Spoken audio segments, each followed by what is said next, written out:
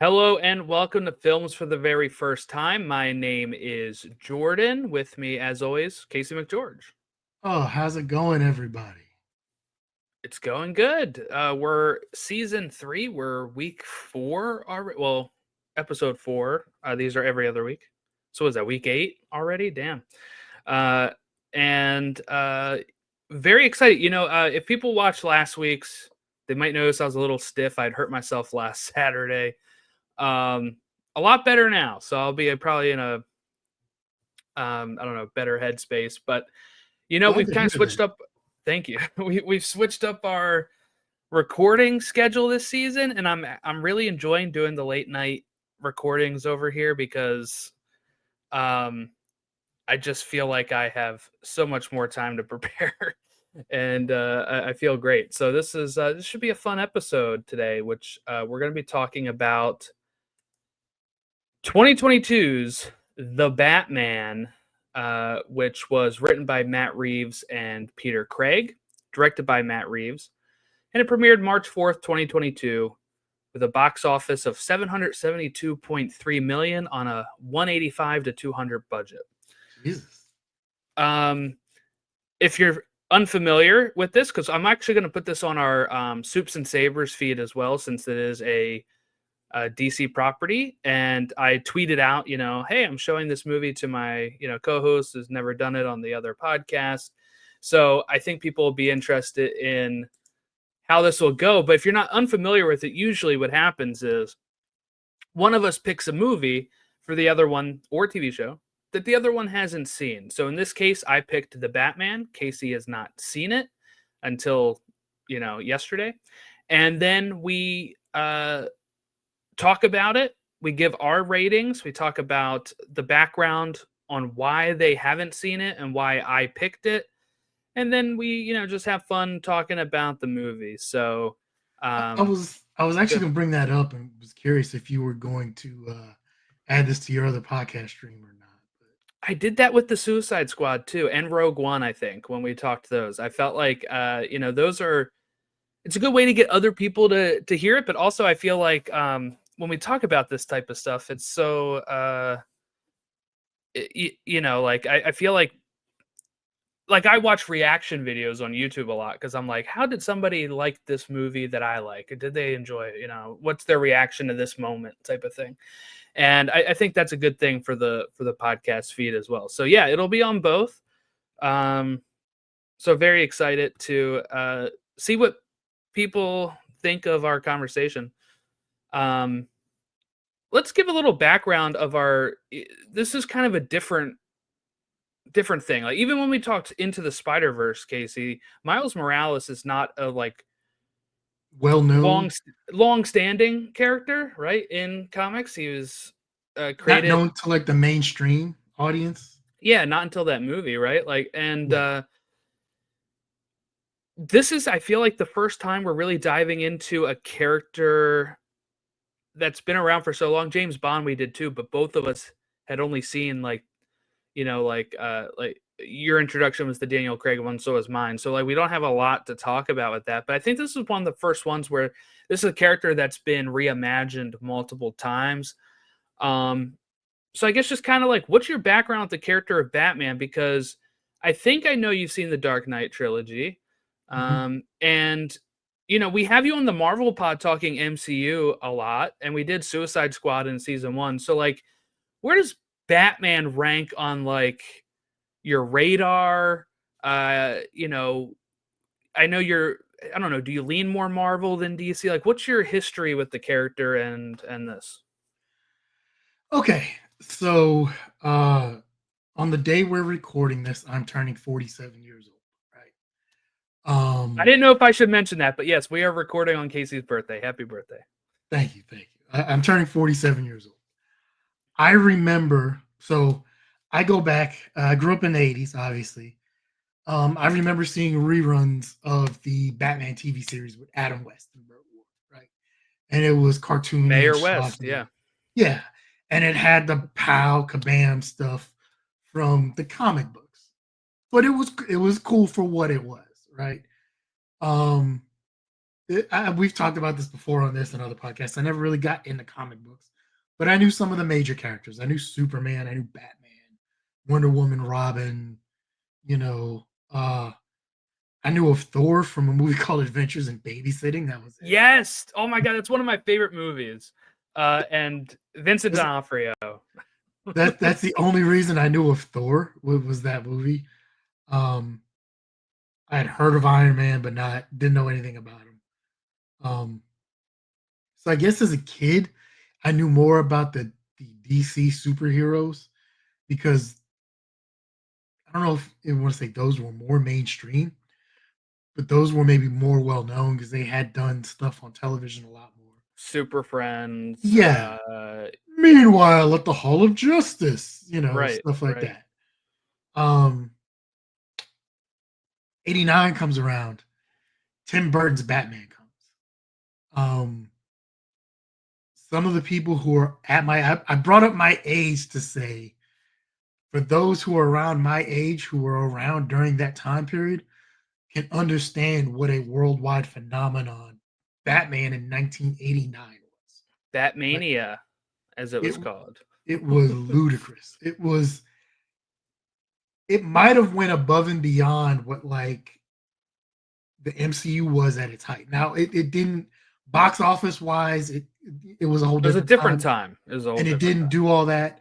But I'm saying as far as like McDonald's collector's cups Yeah. and the fact that you were getting a Batman movie in the theaters and Tim Burton was doing this Batman movie and it was dark and weird and the toys that came out from this Batman movie.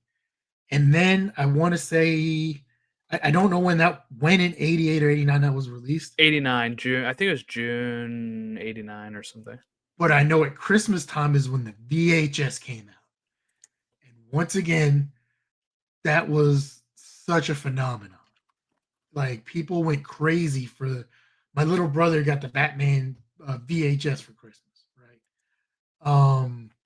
It was like I said, financially maybe not, but I'd say as a worldwide phenomenon, it might have been bigger than even the MCU was at its peak.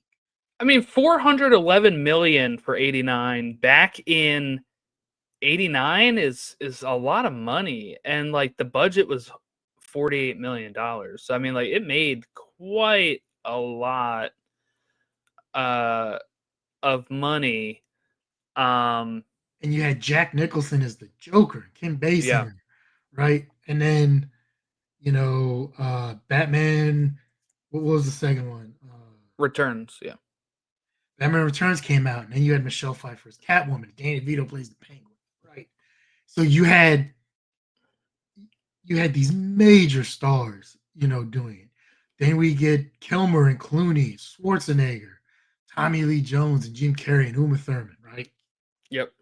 Um, but progressively as we go along, uh, some people say the quality suffered or changed as it went along.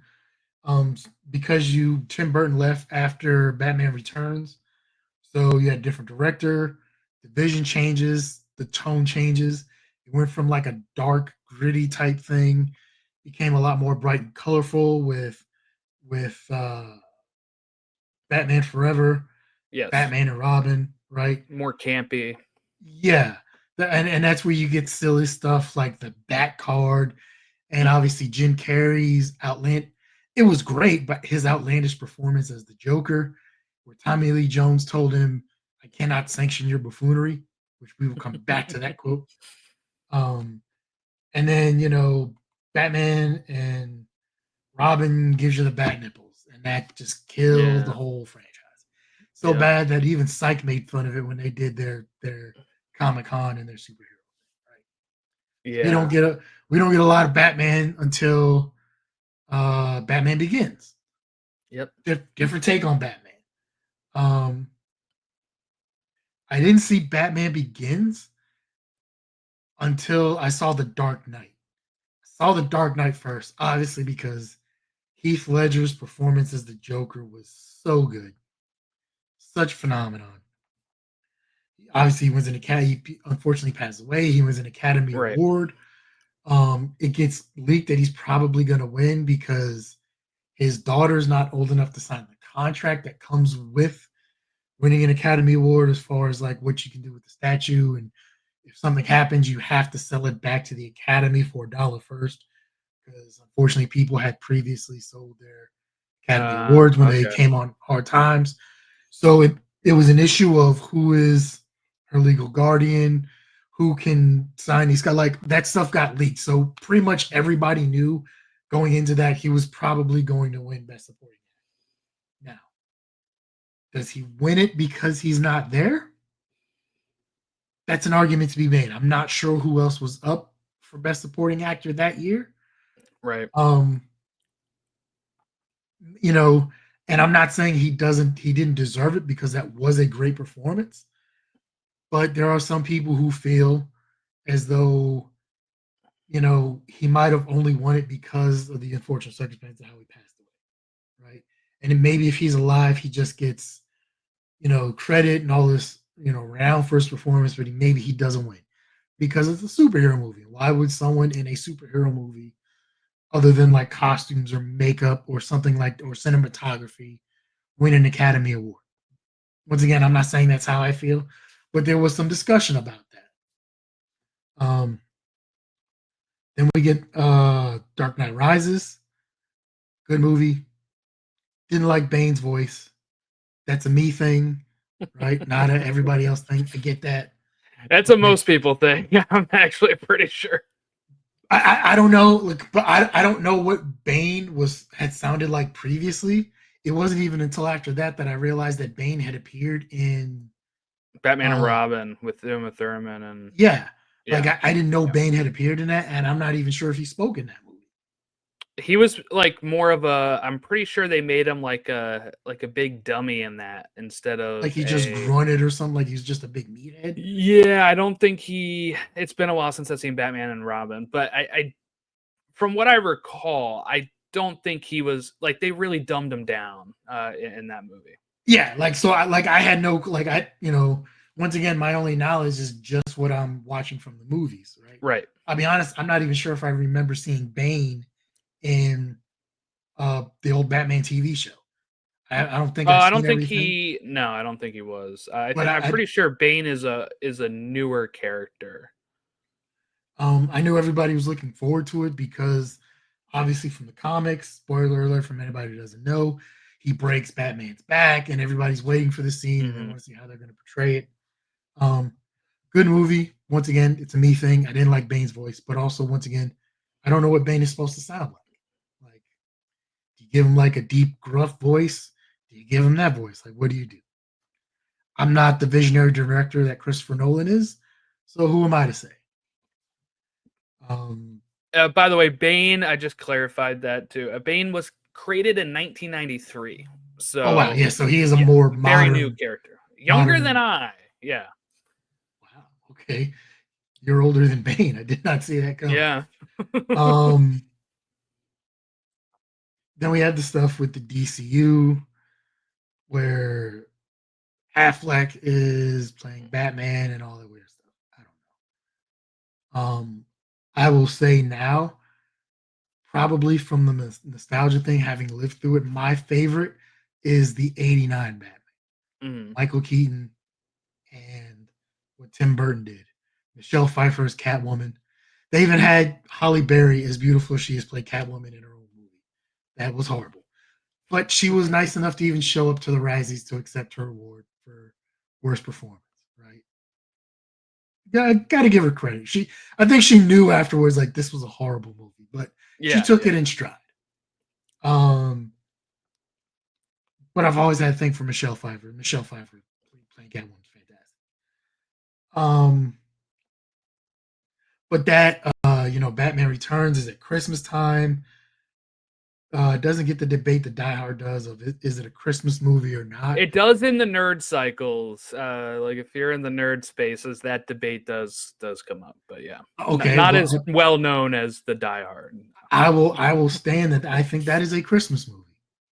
I don't know where that falls or how that feels, but I will say that I think that is more of a Christmas movie than Die Hard is. I Um, would probably agree as well. the Christmas plays a much bigger role in that movie than it does in Die Hard. Hmm. Anyway, um, I will say this from the Batman. This is my favorite version of Alfred. Okay, Andy Serkis. Um, yeah, he actually seems to help, and we'll talk about it obviously later. He actually helps out instead of just being a Yeah, butler. He's actually involved in what he's doing. Not to say that Michael Caine's version or whatever, whoever the gentleman who played Alfred in the '89 quadrilogy did, yeah. but they were more of just butlers and caretakers for Bruce Wayne. Here we have Alfred actually playing an integral part, helping him solve ciphers, stuff like that. Um, so I like, and honestly, a lot of my Batman knowledge comes from the video games, the Batman Arkham series. That's what I was going to ask. If you've, I forgot if we've ever mentioned that. We do, we used to have a video game podcast together. I kind of forget where you were on that. But did you played all three Arkhams or? I played Arkham Asylum, which Yeah, is might be one of the best games ever made. Arkham City was great, not as good, but it was still good for an open world type thing. that's funny I, because a lot of people put City as the best. I think I think if you like the open world aspect, I could see that. I like the Hmm. closed nature of Arkham Asylum. Yeah, the claustrophobic being in the asylum, having to go through, the asylum to get to, The fact each that you're place. trapped, you're Yes. stuck in this space with all of these with all of these criminals and these deranged people. Um, I played Arkham Knight. Uh, wasn't as good. I'm in the same group as a lot of other people where I say the Batmobile in that kind of ruined it. It was too much. We had wanted the Batmobile forever. We got it, but it was too much for that. See, I I'm never actually, and I this never is, did Arkham Origins though. I've started playing Origins. I have it on the computer, but because there's never been remastered. But like for me, like Arkham Knight actually holds a very specific place in my heart because it was actually the first one I played. So I actually do really like Arkham Knight a lot uh because of that. And then he remastered the two Arkham games, and I bought that the following year or whatever, and I played those. But yeah, that's where I kind of stand on the Arkham games. Do But you like the evolution going from Asylum to City to Night? yeah, I think it's good. One thing I think I really liked about Night the most though is just more of like the side missions, and then like when I played that, I just came back from Disney for my second internship, and I was jobless when that game came out. And I was sitting on the couch playing that game like until I got to 100% it, and it was such an achievement for me at that point that I think it really holds it The Riddler because of trophies that. for me were just too much, I did all those, and I did especially the ones where every you had to building. race in the Batmobile. That was just too much. But they Yeah, were or they were there's fantastic games. yeah, no, they're great, and voiced by Kevin Conroy, who did the animated series voice. So he's like my favorite Batman That's in that sense. that's the one I never did. Um, I've seen like little clips from it. I think the funniest one I think I've ever seen is the fact that the Joker's scared of the IRS. Like even the Joker won't mess with the IRS. Like when he finds out they're coming after him, he's like, "No, we're just gonna pay these taxes. Like I won't even mess with the IRS." Um, so that's something that's on my list. I probably want to get around to.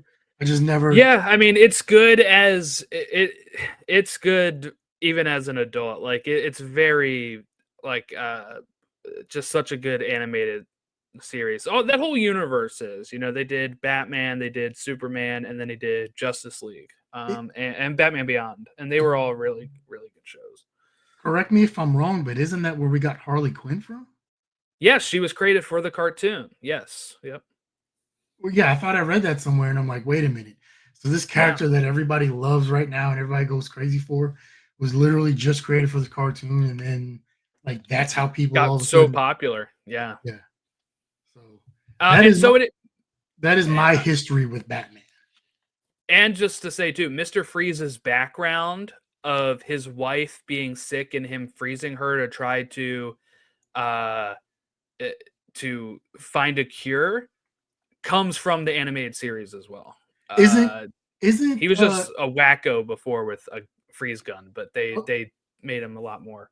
isn't he a more modern member of the Rogues Gallery or modern villain too? No, Like, Freeze has been around since I believe the 50s or 60s. He was just always kind of a was he an old TV show? Because honestly, I can't remember. I don't think they did him in the show, Okay. in the original show. I didn't watch much of 66. That is so I'll get into mine, I guess. This would be a good segue here. And, oh, before you get Um, that, the movie in yeah. '66 was so good. With the you just can't get rid of a bomb some days, and like that Batman movie and them turning the UN into powder dust was just so fantastic. I don't think I've seen episodes of 66. I don't think I've seen the movie. I think I have it on DVD somewhere. But when I was a kid, I mean, he was the guy. Batman was one of my favorites. I This is where I have the AIDS here. This is my birthday cake from like 97 here. Happy birthday, Jordan.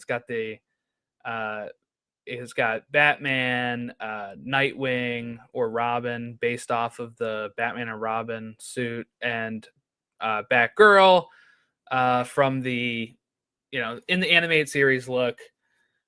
They even had to put I the trademark from DC Comics on Yes, the on cake. the cake. Yeah, that's how I know the year. It says 97, so I assume I got it that year. Um, this was the same year. This was my present. I had a Batman animated series toy. I still have that toy, by the way. Did you Not opened it though, right? I did open it, of course. Yeah, I played with it. But this is me at my grandfather's house with the toy. Um, and when Batman Forever came out, like this is me at Christmas opening up the Jim Carrey Riddler toy, right? Wearing my Power Ranger stuff. He was, just one of my favorite heroes at the time, and he still is. But like for DC Comics, like Superman has really overtaken him, and so has like maybe Flash, right? Like, um, I think part of it is uh, the fact that I don't think I'm spoiling what I think of this movie, but I picked it obviously. It's this is my favorite live action Batman, and it's because for a lot of the movie he is Batman. You don't get a lot of Bruce, you get a lot more of him in the suit solving crimes, doing the detective work that Yeah, this is is more the world's greatest detective aspect. yes, and that's my favorite type of Batman. And it really like the Arkham games are a lot of that. The Telltale Batman game is a lot of that. Like um that is like the animated series also does focus on not just fighting, it focuses on his mind and solving stuff. So that was always my goal, was like, can we get like a live action Batman that is like actually the world's greatest detective doing stuff? So Do as you much as I grew up watching like Keaton, and as much as I loved like Batman Forever as a kid, it I never revisited them that much. Um and I wasn't so Batman's a weird thing. Like I said, he's one of my favorites, but like because I didn't seem like I was getting those from the Nolan films, I didn't go see those. But I mean, that was also a time where again, I was not like I would probably have to like I would most likely go to the movies with my parents back then at that age. But like Batman Begins, I didn't see until well after The Dark Knight came out, and I didn't see The Dark Knight until well after it came out because I kind of thought they were overhyped. I was one of those, I guess, hipster kids, and we're like, oh, it can't be that good. And I do yeah, think I I do get think caught they're up in that a lot with some movies and stuff. yeah, I do think they're good movies, but I don't rank them that like I don't put them that highly on my comic book list or anything like that. let me ask you this: do you think, since I'm not really invested in that world, you are more than I am. So Mhm. when you say that Superman and Flash have overtaken Batman, do you think maybe it's partially because of oversaturation? We've had a lot of Batman movies in the last 30 years, right? Right, right. We've also had you've had, like you said, we've had the video games, we've had how many different versions of the animated series? A Between lot, yeah. Batman, and then you said Batman Beyond, plus he's in whatever Justice League, whatever other stuff. We And have there was also, had like, ones that they rebooted the animated series after, after they were done with those, so they had a few more of those as we've well. had Gotham that was on Fox, that was loosely connected to the Batman universe, right? Which, by the way, I enjoy Gotham, a lot of people don't, but I do. But what I'm saying is, do you think maybe because we've been really oversaturated with Batman over this last since '89, so almost 40 Right. years, we've had a lot more Batman than we've had and don't get me wrong, they've rebooted Superman a couple times, but Not as we, much, we right? haven't Like, had as much Superman or the Flash or Wonder Woman in that time that we've had of Batman. So do you think maybe it's also an oversaturation thing of like, okay, hmm. he's great, but you know, I think part of it is probably that, but part of it was probably also just me being a dumb kid where I'm like, I want the animated series, nothing else, that I kind of shun some of these. But I do think, like, look, one thing that really helped with uh kind of like a sigh of relief after Superman, James Gunn's Superman did well, is that if that had failed,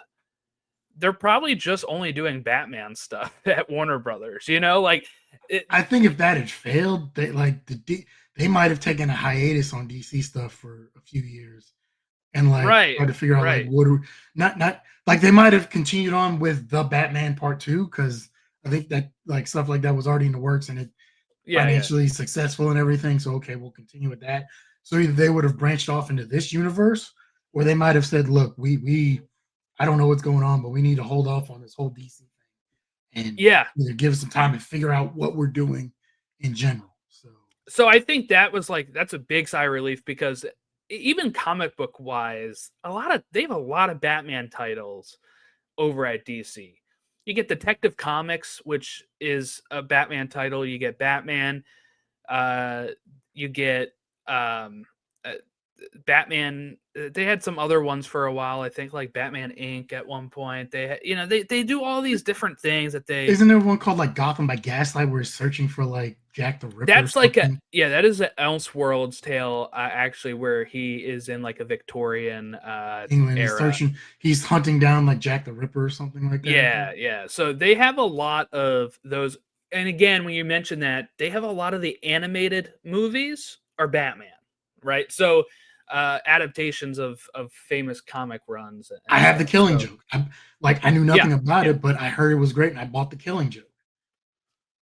The movie not as good as the actual comic because they add in a weird prelude to kind of fill in some time, but I think that movie actually gets a lot of hate, but I thought it was fine. I Um, enjoyed it, but once again, I don't have the knowledge of the comics, so right, right. I can't be sit there and be like, oh, it's not this accurate, or just like And in the all thing is fairness, too, it's like, I I get enjoyed Suicide Squad for what it right, was. I right, think we could have got more of Jared Leto's Joker, um, right, but I right, enjoyed it for what it was. Like I didn't expect it to be this massive thing, but once again, I'm in the minority on that because I don't have a general knowledge of all this. right, right. But yeah, so like my history with Batman is he was just one of my favorite characters. I really when this was announced, I was really excited, actually, Okay, because during which announcement? During the initial one where it was supposed to be all of the announcements. starring and directed by Ben Affleck, or then when it was supposed to be just starring Ben Affleck, directed by Matt Reeves, or the third one where it was directed by Matt Reeves and then eventually starring Robert Pattinson. Good good question. Let's kind of head over to the movie background here. So in October of 2014, A Batman solo film for the DCEU was announced with Ben Affleck's version of Batman. This is not long after he had kind of signed on. I think he signed on in 2013 because I was at Disney when he did. And they were saying, we're doing Batman versus Superman. So I remember that announcement. And so the next year, they're like, oh, we're going to do a Batman his own film. And you're like, okay, cool. Like, fine. At that point, we hadn't even seen, because Batman v Superman was 2016, we hadn't even seen Ben Affleck's Batman. So at this point, I don't think many people were actually excited, because I remember the vitriol of Ben Affleck getting cast. Kind of similar to the Keaton vitriol. There's a lot of people who, when they get cast as Batman, people hate like the cast. Yes.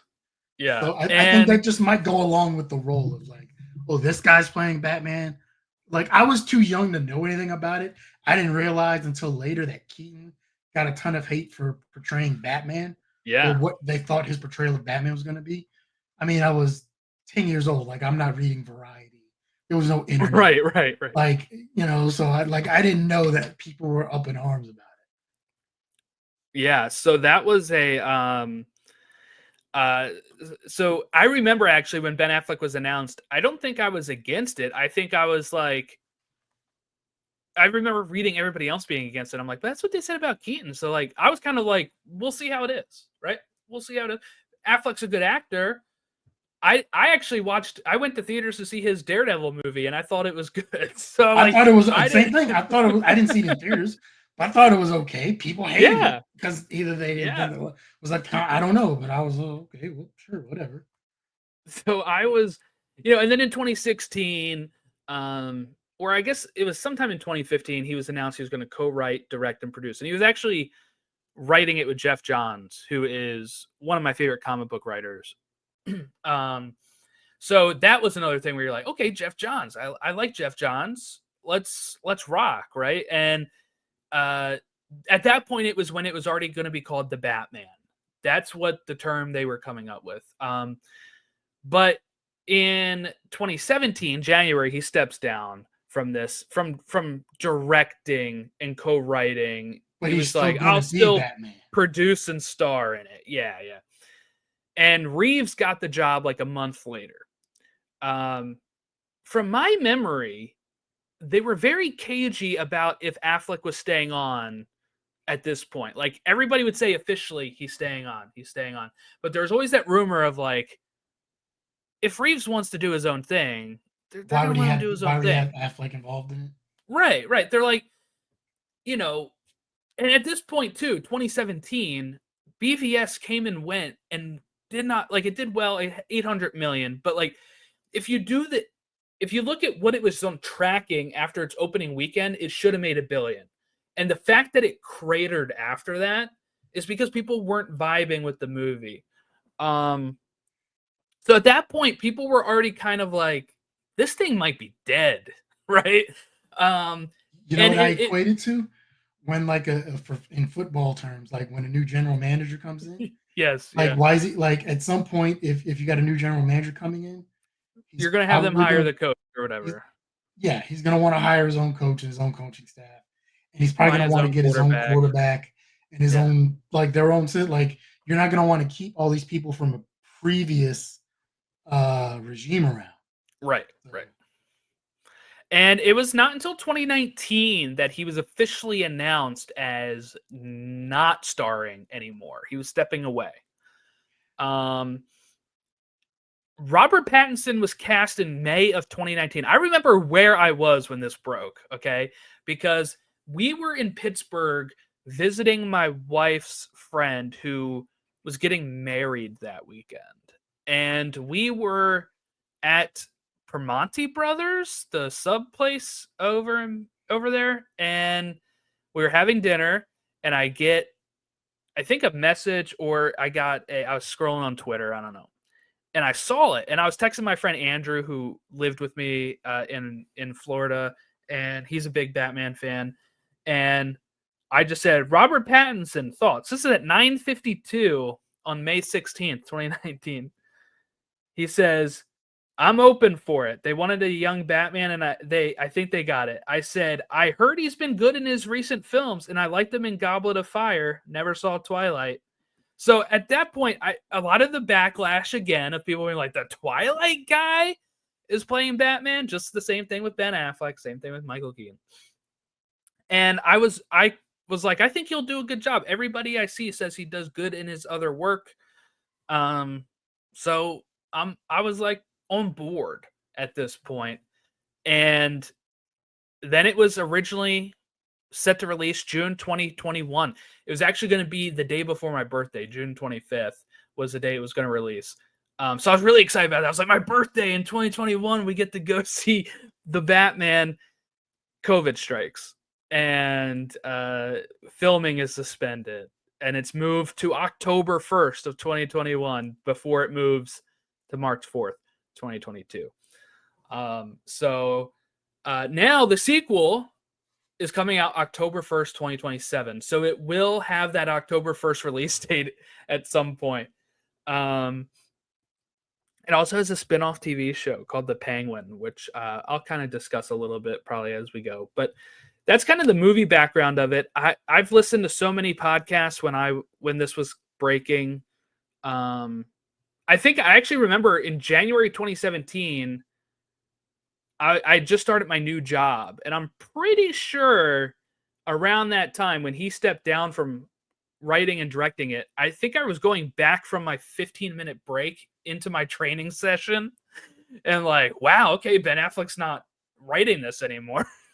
So that's kind of where it has all been. I had not seen the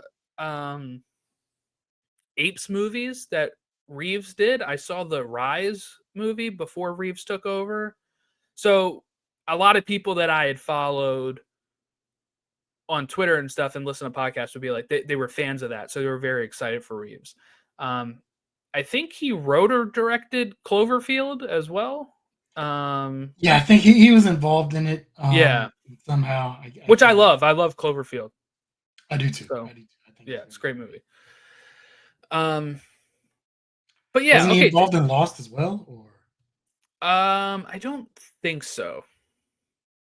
Michael Giacchino was though. He did the music for this. Okay, did you have any questions? I think last week we were alluding to the Batman and like how this ties in with other DC stuff, or like, do you have any questions about that before we dive in?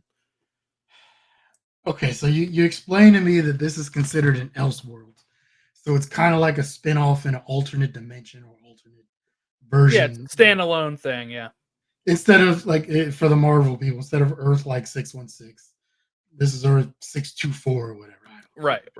pick a number. It's a different version. So this is not connected to what James Gunn is doing with the DCU Correct. now. It's still going to be its own spinoff.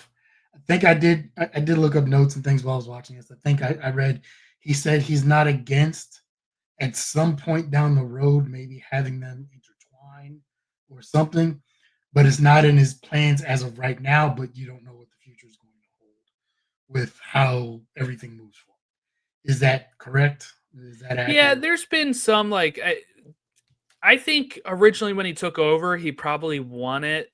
He said he talked to Matt Reeves about it, and Matt Reeves' choice was to keep it separate. So I do think, most likely, as long as Reeves, I don't know if I don't think Reeves wants to be a part of it.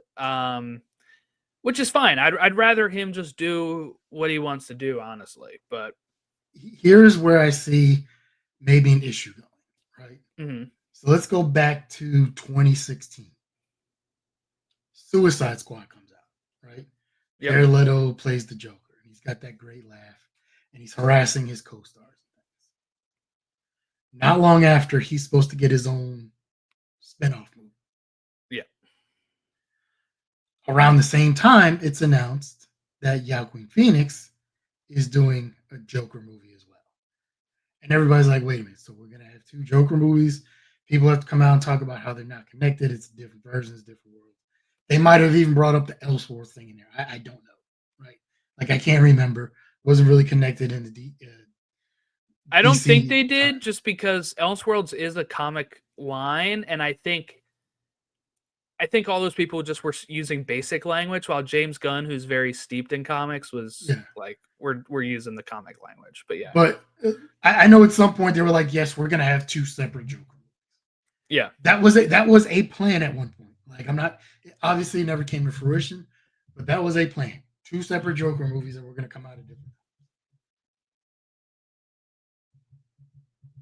I brought up earlier that um that at some point did you think maybe we've been oversaturated with Batman in the last 40 years, right? So if I can count in my time, we have had West, we've had Clooney, we've had Kilmer, we've had Keaton, we've had Bale, we've had Affleck, we've had now Pattinson Mhm. that has played live action Batman. Yep, At some point, James Gunn either is going to or wants to or needs to introduce his own Batman into this universe. So that will be 8 Batmans in 40 years. That's a lot. Like 8 of anything in a 40-year period can be considered a lot. Once again, I am not creative in that aspect. I don't know how this is going to take, but maybe he waits until after the Batman 2 to announce and or release his own version of Batman for his universe, right? But I yeah, think having two at the same time or very close to each other is too much. Like once again, if we go back, different thing but similar. If we go back to that Joker concept, where we were gonna have a version from Suicide Squad, Joaquin Phoenix was gonna play a whole different Joker, the Joker we got from the first movie that was supposed to be great, right? But it was still, and this is a character that people love as well. They right. love the Joker and the chaos he brings, right? And it's weird that everybody who plays that goes kind of crazy a little bit. Nicholson went a little crazy. Had Ledger, Joaquin Phoenix, and you know Leto. Leto. Maybe it's some of the character. I don't know. Um, but totally different, but the same character. But people were just like, That's too much." Like, so I don't know. I can foresee maybe, like I said, after Batman, the Batman 2, that's when he decides. Because I think otherwise it's just too much. Are you going to have two separate Batmans that come out in 2 years? Like, say, 27 and 28? I think it would most likely be 28 or 29. So here's my thought on it, because I was just thinking about this. I had like a clarity on this today, because I actually just put out some tweets about it too. But one thing that people don't mention when they actually mention this is that we've actually had two Batmen concurrently right now.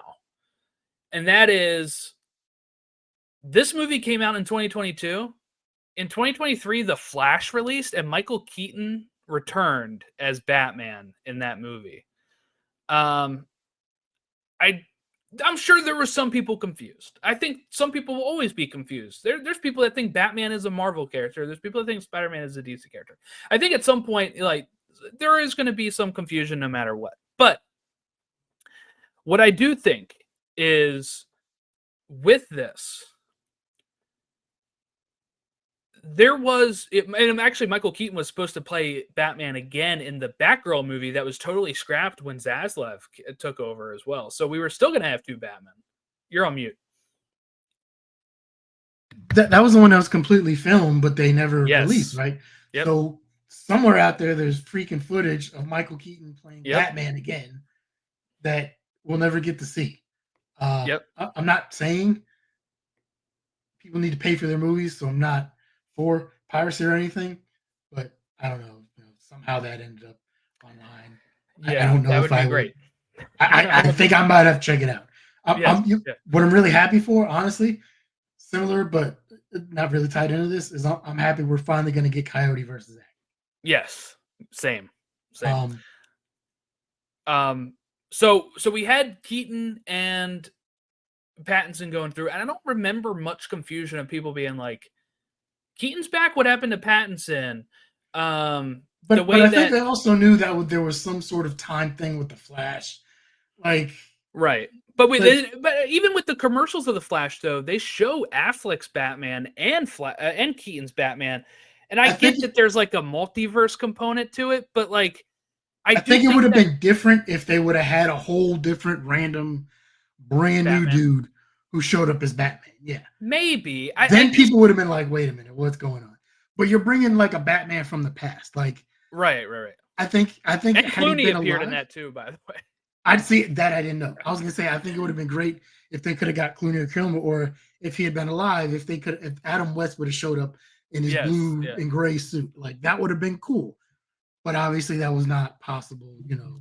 But like I get that. So But I guess my main point with that is that I think if you have the James Gunn Batman in the DCU and it is very tonally different, and he looks very different, I think it can work because I do think you're only going to have to worry about a little bit of overlap here. Because what I mean by that is, let's say they do give the Batman a trilogy, which means there would be another movie.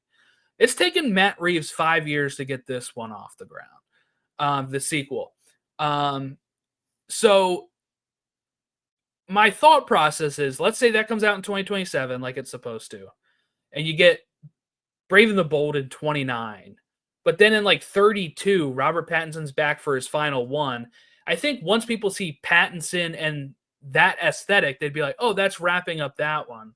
And then you'll already have had maybe the other Batman crossover with Superman or Supergirl or something, Wonder Woman, and people know that those are different. I do think it can work in that regard, but I'm also too close to this. I don't know what actual casuals think, but um, I do think that there's a world where it can work. But like, again, it might only be a slight overlap. It may not be. And even if, let's say, they don't give a part three, then really after 2027, you're free to do whatever you want. But we'll see. We'll see how it goes. Oh yeah. Also, I just had some cool 2022 photos with the Batman, the hype for this. Dude, I bought this Little Caesars, the Batman calzone thing they had so many times in the run up to this movie. Here's what it actually looks like. It was actually very good. It was like a very that's not good, too bad. it was good. And then it came with like a free poster every time you went. So I think I have a couple of these. And then in the Little Caesars shop, they had this Batman theatrical poster that I really dug. Um, so yeah, the hype was real for me. I was really excited for it. Let's get into the notes here. We get this creepy kind of beginning here with Ave Maria playing. As we'll find out here, this is the Riddler watching the mayor's house as he sees his kid going off to trick or treat. It's Halloween. And then we kind of go into the house, and the mayor is watching about like kind of like a recap of a debate that had happened between him and the person that's challenging him, Real, who is got a great slogan of the real change pun on her name. But one thing that I really dig about this vibe here is when the mayor moves to go talk to get the phone, and you just see like the Riddler behind him, barely lit. I thought that was really cool. But then he attacks him, and he just beats the hell out of him. And we cut from there, and we start getting our narration from Bruce Wayne. We learn this is actually him writing in his journal later, but it is Thursday, October 31st, Halloween. So I count this as a Halloween movie. Actually, I was watching it last night and I was like, perfect time of year to be watching this. It's like 60 degrees over here right now. It was great. So I will say this is not I didn't know what to expect with this, right? I knew this was a different take on Batman and the Riddler and Yeah. that whole story and mythology. This was a much different take than I really expected. For It's not Riddler a and Batman, or just Riddler, or like yeah, both. okay. Not that I was totally against it. This was much more violent than I anticipated. Oh yeah, yeah, yeah. Um, because look, in most superhero movies and stuff, like people get shot or whatever. You don't see a dude get bludgeoned to death, No, especially in and like this the first five actually, minutes. I would say this is uh more of almost like a mystery crime thriller type Yeah, feel. Yeah. I did not expect to see the Riddler as a serial killer. Yes. Yeah, yeah. Once again, Instead of not the saying Jim Carrey Riddler. well, just in general, like so. I've Jim Carrey, whoever played Riddler in '66 in the TV show. Mhm. Um, I don't know what he looked like in Gotham or if he appeared in Gotham at all. Oh, he did appear in Gotham. He's actually very good in Gotham, and he looks like green jacket, the green bowl hat, like perfect in that. But yeah. But he's always been a silly type character with his riddles Yes. and things. Even in the Arkham video games, you know, his riddles and everybody. So like I said, I was not expecting a serial killer.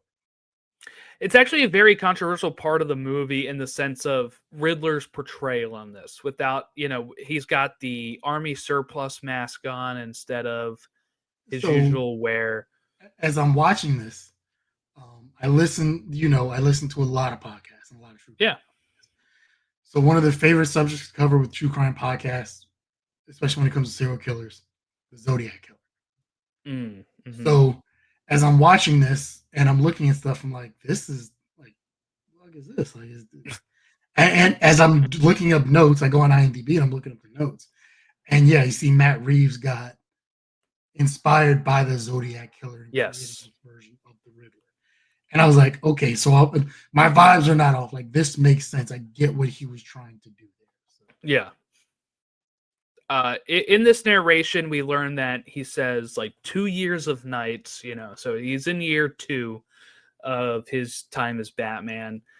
He mentions how they have a signal now for when he's needed. It's not just a call, it's a warning. They think I'm hiding in the shadows. During this time, we just keep seeing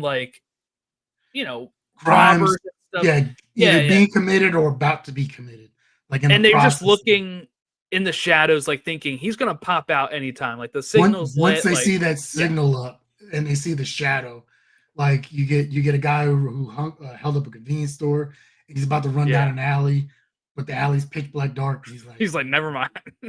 you get the dudes on the subway train and they see the exit from the platform and it's Yes. pitch black and one guy's like, oh, this is not good. Yeah, I did think you there was a third one in there too somewhere. yeah, there was people spray painting like on the courthouse or something, Yeah, and yeah. and once it got dark or his spray paint bottle like fell, and instead of like it rolled to He's where like, it I'm was not dark. getting that. Yeah, nope, I'm done. And But you know that brings up that's something I thought the Arkham series did well was yeah. once you performed at a certain level and like in the Arkham video game series you could go and just head first, and just try and beat everybody to a pulp. And in some places it would work great. In some places it wouldn't because some of the Right. villains had guns and various things. So you had to lurk in the shadows. You had to go around the gargoyles and different things hanging up. Yeah, And yeah. you had to like sneak around and snatch people up in the middle of the night or in the shadows. And then as you started doing that, your people would start getting scared. The other villains will start getting scared because they start realizing, like, hey, these other guys are getting picked off one by one. And then you could use your detective vision. You could see their heart rates were starting to creep up. Spike, yeah, And yeah. yeah, and it would get to a point to where, like, at some point, I think some of them would even just run out and be like, I'm not doing this. Right. So I thought that's something that's been portrayed with Batman a lot is, he sticks to the shadows. It's something you brought up. We don't see the world's greatest detective portion of him a lot. Mhm. But he does stick to the shadows and he'll snatch you from out of nowhere, stuff like that. And now these criminals are worried about that because they're like, am I going to be the next one? Like, if I go get the Right. spray can, am I not going to come back? If I run down this alley after getting $300 from this convenience store, like, is this dude going to beat me to a bloody pulp? Right. That's a very Arkham thing. Like, talk. Right. I will say this. I know one of Batman's rules is he doesn't kill anybody, right? Yeah.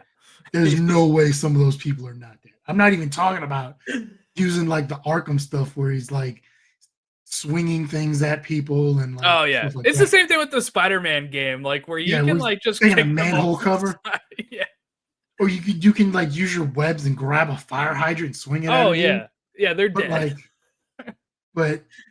like in this movie, as he's literally got a dude on the ground beating dudes to a pulp, I'm like, there's no way this guy lived, or if he did live, he's probably a vegetable. Like he's got no quality. So at some point, someone's gonna make a decision to take this guy off life support.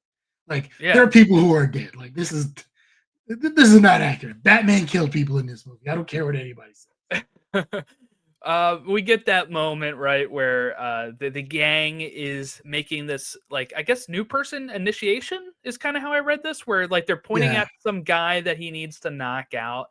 Maybe that's why only half his face was painted in. Could be. The I didn't paint or think of that. something. That's good. Because everyone else had a full face of Right. paint. So maybe that was his thing. Like you can get the other half after you pull this off or whatever. And Batman emerges. It is Halloween, which is why this guy says, like, who are you supposed to be? I guess they probably didn't think that this would be the actual Batman here. And he just beats the shit out of him and says, I'm vengeance. Yeah, this is the one dude. This is the first dude I was talking about where, like, the first dude he beats up, then he goes after everybody else, and they shoot at him, and then he finally gets to that first dude again, and so this dude's head is against the concrete slab, and he's steadily just like there's no way this dude is still alive. He's fine. He is not fine. He sees the bat signal, so they cut to Officer Gordon. At this point, he's not commissioner, he's Lieutenant Gordon here at the mayor's house, and we see the mayor is wrapped in duct tape.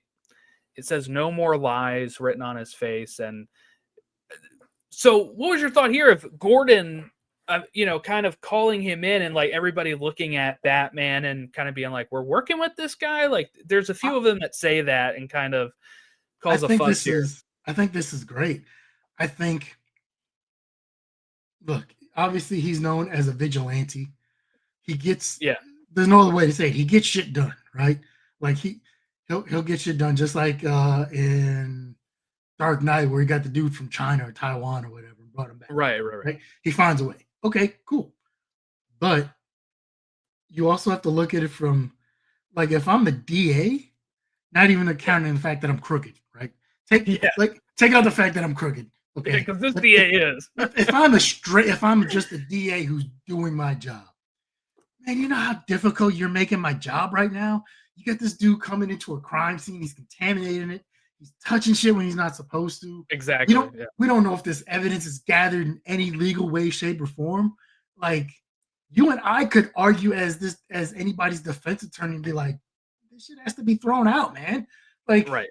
We got just some random dude in a bat costume who's collecting evidence and picking stuff up. How do we know he, like one of them even says, how do we know he didn't do this? Right? Yeah, that they think he's working with them or something, right? Like, so I to the Batman, obviously we know more because we're watching the movie, but I totally sympathize with these guys. Like, come on, man, my job's already hard enough. You're not making it any easier by allowing, like you're not allowed. You're not allowing me to do my job the right way. Right. No, I thought it was a really cool scene because you don't get. I don't think we get a lot of it in the movies of like in anything. You don't really. I think in everything I've seen, you just kind of like they came after him as a vigilante in a couple, but I don't think anybody was like against working with him. But you also never really saw him at crime scenes. Right, exactly. That's the thing. It was always like Gordon doing this on like the down low. Yeah, he's with Gordon somewhere by himself, You never Right. see him at a crime scene, like in front of everybody, handling, you know, handling evidence that they've got a catalog, and then some defense attorney is going to be like, "Really? Who touched this? Who touched this evidence first?" Right. Right. Uh, We get the envelope that says to the Batman, and it has a riddle in it of, what does a liar do when he's dead? He lies still. And it comes with like this cipher page that has like a cipher that he has to figure out. Alfred's going to help him with that later, but um, this is where I really got the whole. This is where I got the Zodiac vibes between the yeah, yeah, cipher and the mark. And then I was like, wait a minute, because I think the Zodiac wore like a mask or something too. And then as I was looking it up, I was like, okay, like this is I'm getting the right vibes from this. and we also see that the mayor's kid is the one who found him, and Batman does kind of exchange a look with this kid. Um, it obviously hits close to home for him because he obviously saw his parents die. So he's kind of having, I think, flashbacks with that at the time. So Um, A, that kid is gonna need therapy forever. B, he yeah. might end up turning out to be one of Batman's villains down the road. I don't know. What do you think of Gunn saying he didn't want to see Krypton blowing up anymore? He didn't want to see pearls dropping in an alley anymore. Like we don't need origins for some of these characters. But yeah, I think you have to take into account that for some people, like they don't have the knowledge of these characters that a lot of us do now. At some point, there's going to be like an 8, maybe not 8, depending on the age range of the movie, or like a 12-year-old kid who's going to be watching Batman for the first time or Superman for the first time is going to wonder like, how did he become Batman? I I don't. understand I understand what he's saying because once again, we've been Yeah, yeah, oversaturated with it. We've got a ton of it over the last 30 years. So maybe for this generation now, we don't necessarily need it. But I think 20 years when they reboot everything again, like, yeah, we're probably gonna need like coming out of the opera and all that other stuff. yeah. I don't know. I think I mostly agree with James on that because specifically for Batman, Superman, and Spider-Man. I think we have those covered. Now, of course, Spider-Man did like a lot of people were like skip the origin, and then when they did skip the origin, people were like they didn't show Uncle Ben, which means he doesn't exist, and I'm like that's not at all what that means. So you Kind do of have does. people, Kind yeah, of doesn't it? We didn't show him. Just like if you don't see someone actually like dead, like they're still around, you don't show them it doesn't exist. but this was. I think there's enough in here that gets you the point of what happened. I also don't think this should be any 12-year-old's first Batman movie. It's Okay, probably what this I'll movie itself, no, this movie should not be a kid's first Batman movie. I'm saying in general, and like I said, yeah, I think with this generation that we have now, there's enough. Like I said, I think 15, 20 years when someone no, else I gets think older in and the wants to future, do yeah, it, if they we're might talking need to like do it again. after the DCU has ended and with James Gunn and everything, and after all that's over, because he's got like a 10-year plan, you're looking at another 15, 20 years from now. I do think they would probably do the origin again. I think that's fine. But like when you get like the Raimi Spider-Man films doing it, and then immediately the Garfield movies did it, you're like, yeah, like we know this, right? Like Yeah, those were really close together. We they probably were very close together. They we probably were could 10 have years done with, apart. but at the same time, could they have just acted like it was a recasting or continued on Actually, with that's what when I was reading the MCU book I was reading, Feige was like, "Why are they recast? Like, why don't they just act like this? Almost like the Kilmer and Clooney stuff, where it's like just they just keep continued it on? It's just and just Batman change the actor." That's what with Rhodey. Feige's notes were. Yeah, With yeah, Rhodey, yeah. like it's just it's the same dude. Like, okay, he just looks a little different. Just like, why are we stopping him? Right. Um. So, did I answer your question? Yeah, yeah. Okay. So we go to the Bat Cave, which is kind of like underneath this Wayne Tower, not Wayne Manor, type of thing here. And on the news is talking about how it's 20 years to the weeks of Thomas and Martha Wayne's murder. Um, we also get this, what feels like a very Arkham series thing. which is the contact lenses that can record his night out. And I he thought that like was replays interesting. it. Yeah, I actually really dig that. Like taking pictures, he's able to like uh rewind video of it and get like he obviously can't keep all the evidence, so he's able to kind of reprint it from that, which I think is a pretty clever thing here. Alfred's going to help him solve the riddle of drive. And they go to Gordon and Batman meet up at the garage. Okay, And before we yeah, go move ahead. on, a couple things. One, that cave has got to be just absolutely horrendous smelling. That many Yeah. bats and the amount of that And it's cave like an can old not. train. It's like an old train thing too. So it's like it's got to be like I'm just talking about sewer from the esque. bats pooping everywhere. Like Oh that yeah, yeah, can't smell good. Two, okay, you've seen Family Guy, right? yeah. So they did a thing. One of their cutaways or something was Peter Griffin with Batman, and he's like, how did you know it was down there? And Peter Griffin's like, you have your Batmobile on a lazy Susan. You had construction workers that dug under here and like did all this. Like, did you not think anybody like was gonna tell? And I know we have to have just a suspension of disbelief in general, right? But like, okay, so maybe he takes over like this old train depot and stuff. But is he operating the backhoe himself to dig all that stuff out? Is he setting up that quantum computer system by himself? Because I he's think so. look, I know he's a very smart man. He's super rich, right? But come on, like he's gotta. Did he create even in Nolan's Dark Knight series? He had Lucius Fox and their Right, technology right. thing that created stuff for him, right? But like, how did how did he make those contacts and get it down into something like that? And how has this not been sent out to like police officers or like our men and women They're or body over? cam type things instead of body cams. Yeah, how has this not been sent out to like? How is he keeping this technology for himself? Like, Good question. this is not cool. That's all I'm saying.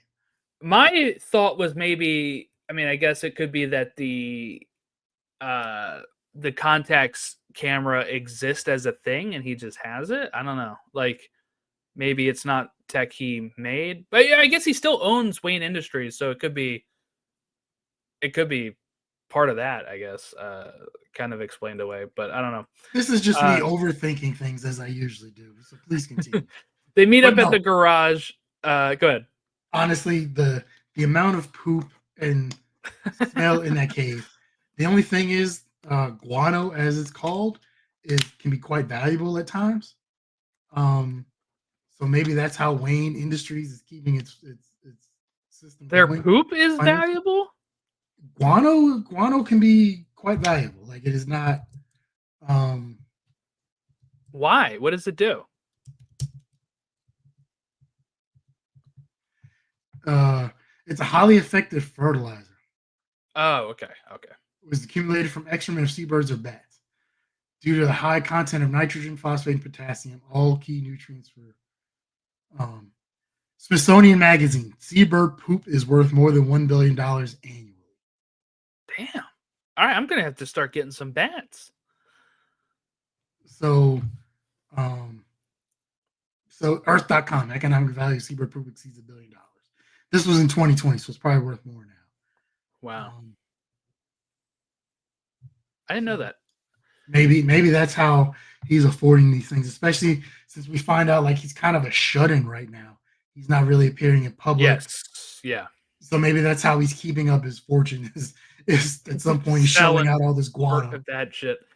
Um, but they go to the garage. They find the car for the mayor, and inside they're looking for a some sort of USB drive.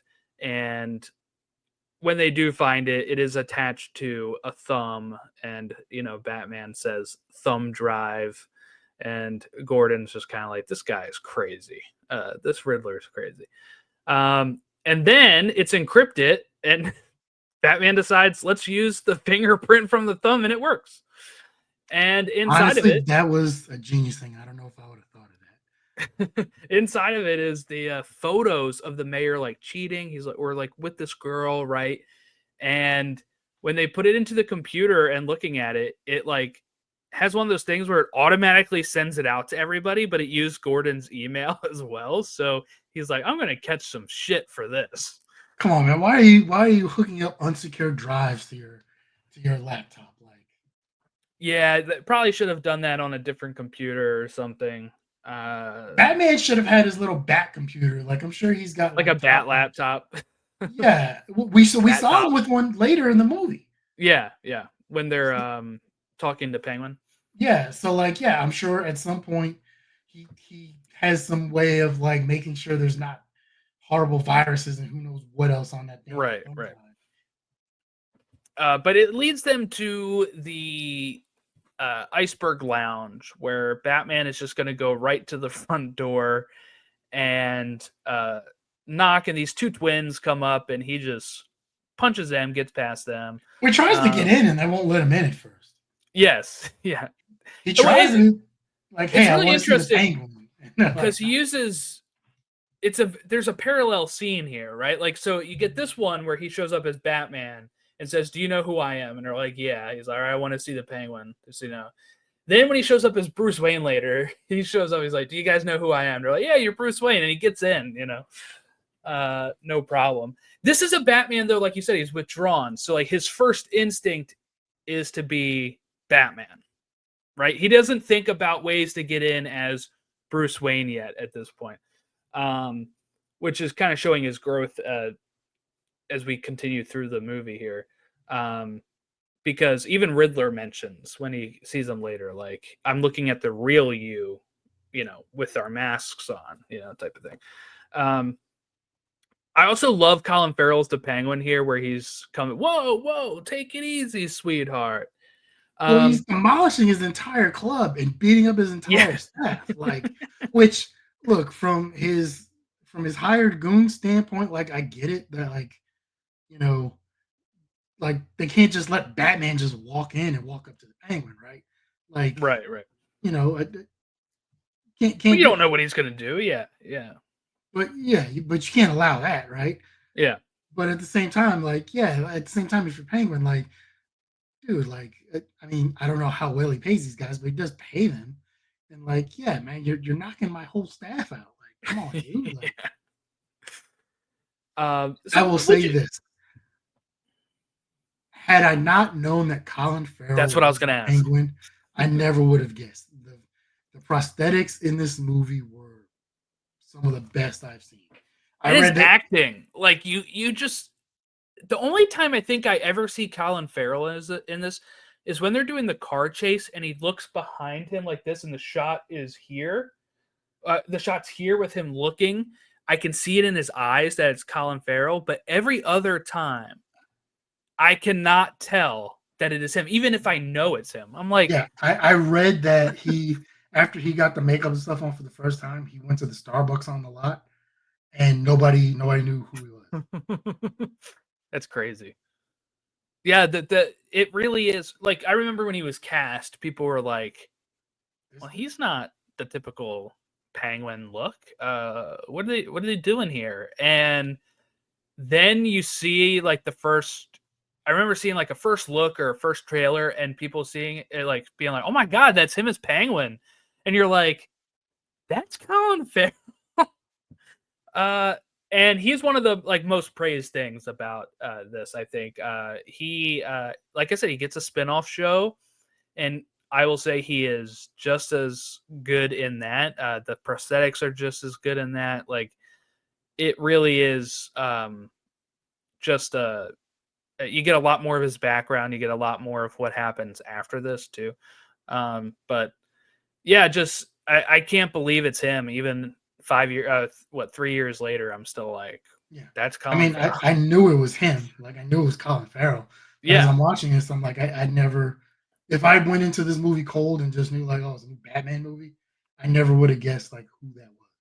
you know how you said last episode that Colin Farrell, you can see why people, uh, why women think he's Yeah, good looking. This is the movie that did it for me. This is the one I was like, I see it now for Colin Farrell. I'm kidding. I don't actually think that.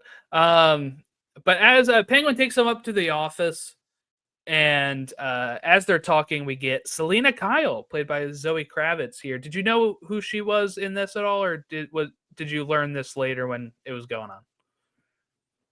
I, I kind of knew because I knew who was playing Catwoman. Right. Like I'm sure that was news somewhere around there. But I think looking at it, had I went in cold, I wouldn't have known like that was Catwoman that was walking in to the Right. room giving him drinks. Like I wouldn't have pieced that together. I knew because I knew of the casting and who was who. But like I said, if I went in cold, I wouldn't have known totally. Yeah, because I don't think they really confirm it until she breaks in and she has like her little mask on and there's slight ears to it. But she ends up leaving the club and Bruce decides to follow her. And she, they go back to her place. He sees the girl that was from the mayor photos in her apartment. And then she is tasked to go get something from the mayor's house. So he learns her passport. They took Annika's passport so she couldn't leave. She also had got a phone call from Annika in the cab. Oh yes, correct. Yep. Freaking out about something. Yeah, and she's like, "We'll go tonight," and that was the plan. They were going to go tonight instead of the next. I think it was going to be like the next night or another day, but they were planning on leaving. But Selena goes into the mayor's house. She's looking for it. She breaks into the safe. Batman is there to stop her, but they end up kind of teaming up here. They go back to Annika. Go back to Selena's house to talk to Annika, but at that point she's gone. The place is kind of ransacked. That cop needs to be fired. Yeah. I know they did that so we can kind of get the scene of them kind of together, him hushing her, putting his hand over her mouth. I get that. But let's not forget, she had to move a painting, which caused the safe to pop out from the wall. She had the safe open.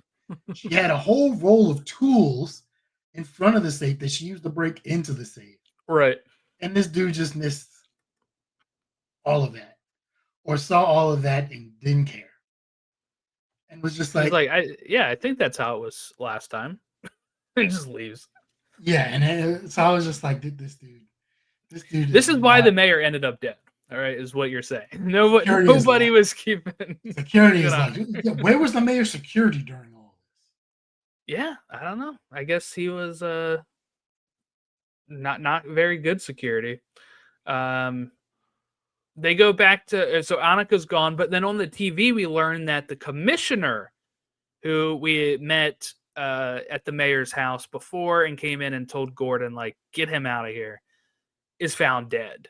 And we see like a Riddler video message here where he's doing another like they had the rat maze like on his head with like rats, right? And he was found dead after that. And we get Gordon and Batman at the morgue where there's another envelope in the maze that is to the Batman, and it says, "I'm mad about you. Want to know my name? Look inside to see.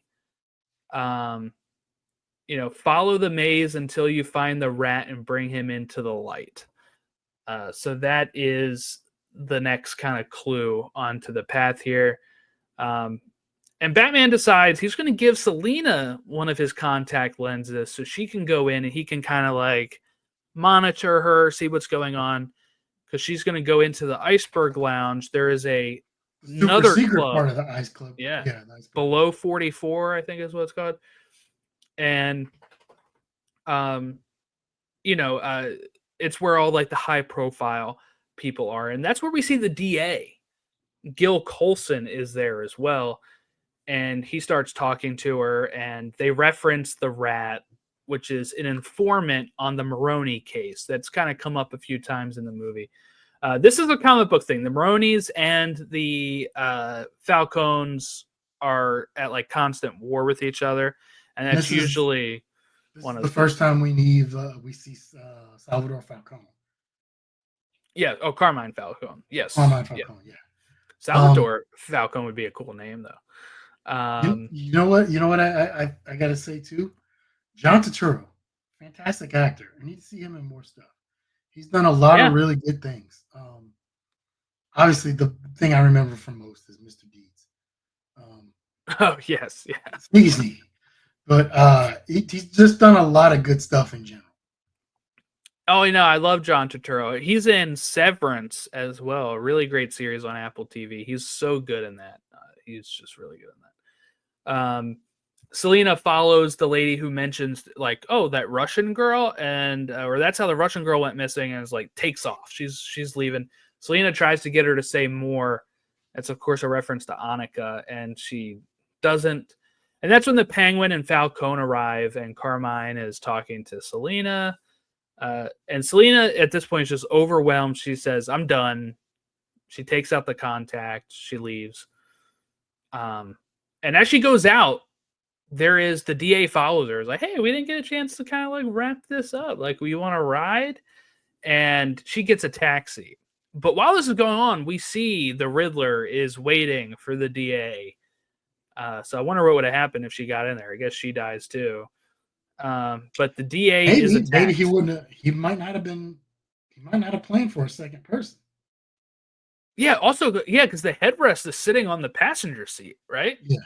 So she gets in there to try to sit down. It's like, oh, I can't. There's something here, and then they find Plus, him in the back. plus, as she goes to come into the passenger seat, she has a pretty good view of the back seat, especially behind the driver's Yes, seat. yeah, So there's a chance. good point. Good point. So, um, the bat signals lit. Gordon goes and turns it off. Batman is there, and he asks about like, hey, did you guys have a confidential informant on the Maroney case? And Gordon says they did, but he doesn't really know who it was or anything like that.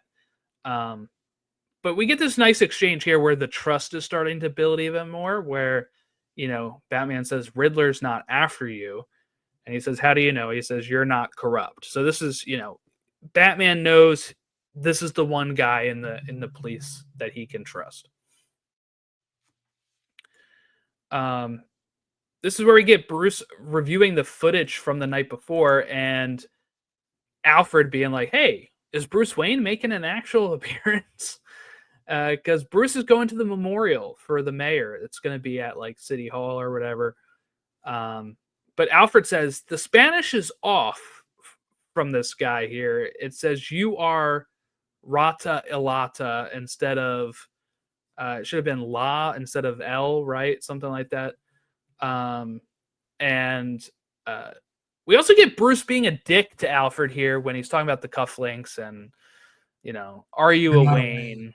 And then he Yeah. brought up earlier, "You're not my father." Yes. Yeah.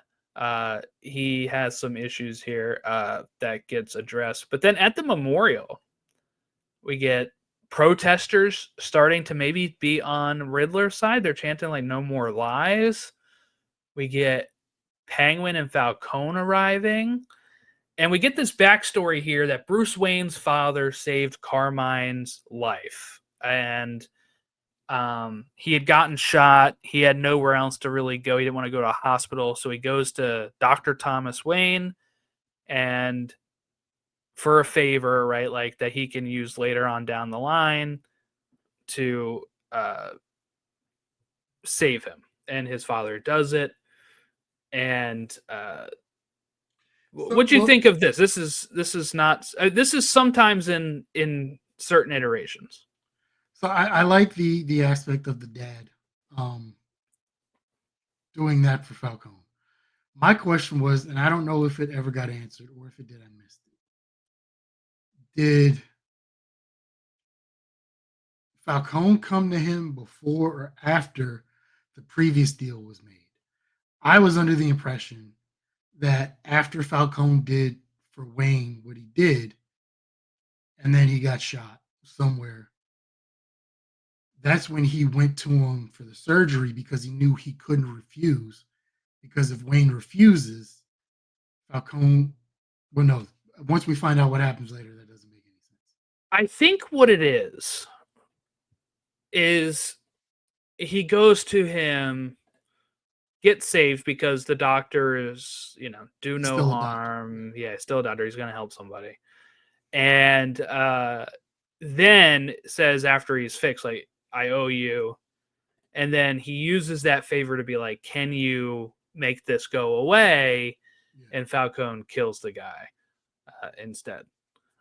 Instead of just doing, like he didn't think he was going to kill him. He just wanted this issue to kind of go away. So I think that's how the events play out. Yeah, you gotta be careful when you make deals with the devil, man. Yeah. And the, person that's running for mayor, Rial, she comes up and says to Bruce, like, hey, you could be doing more, not knowing what he's doing in his off hours, I guess. But in a way, she's right because, like we talked about, Yes. he's been a recluse. He hasn't really been seen in public a lot.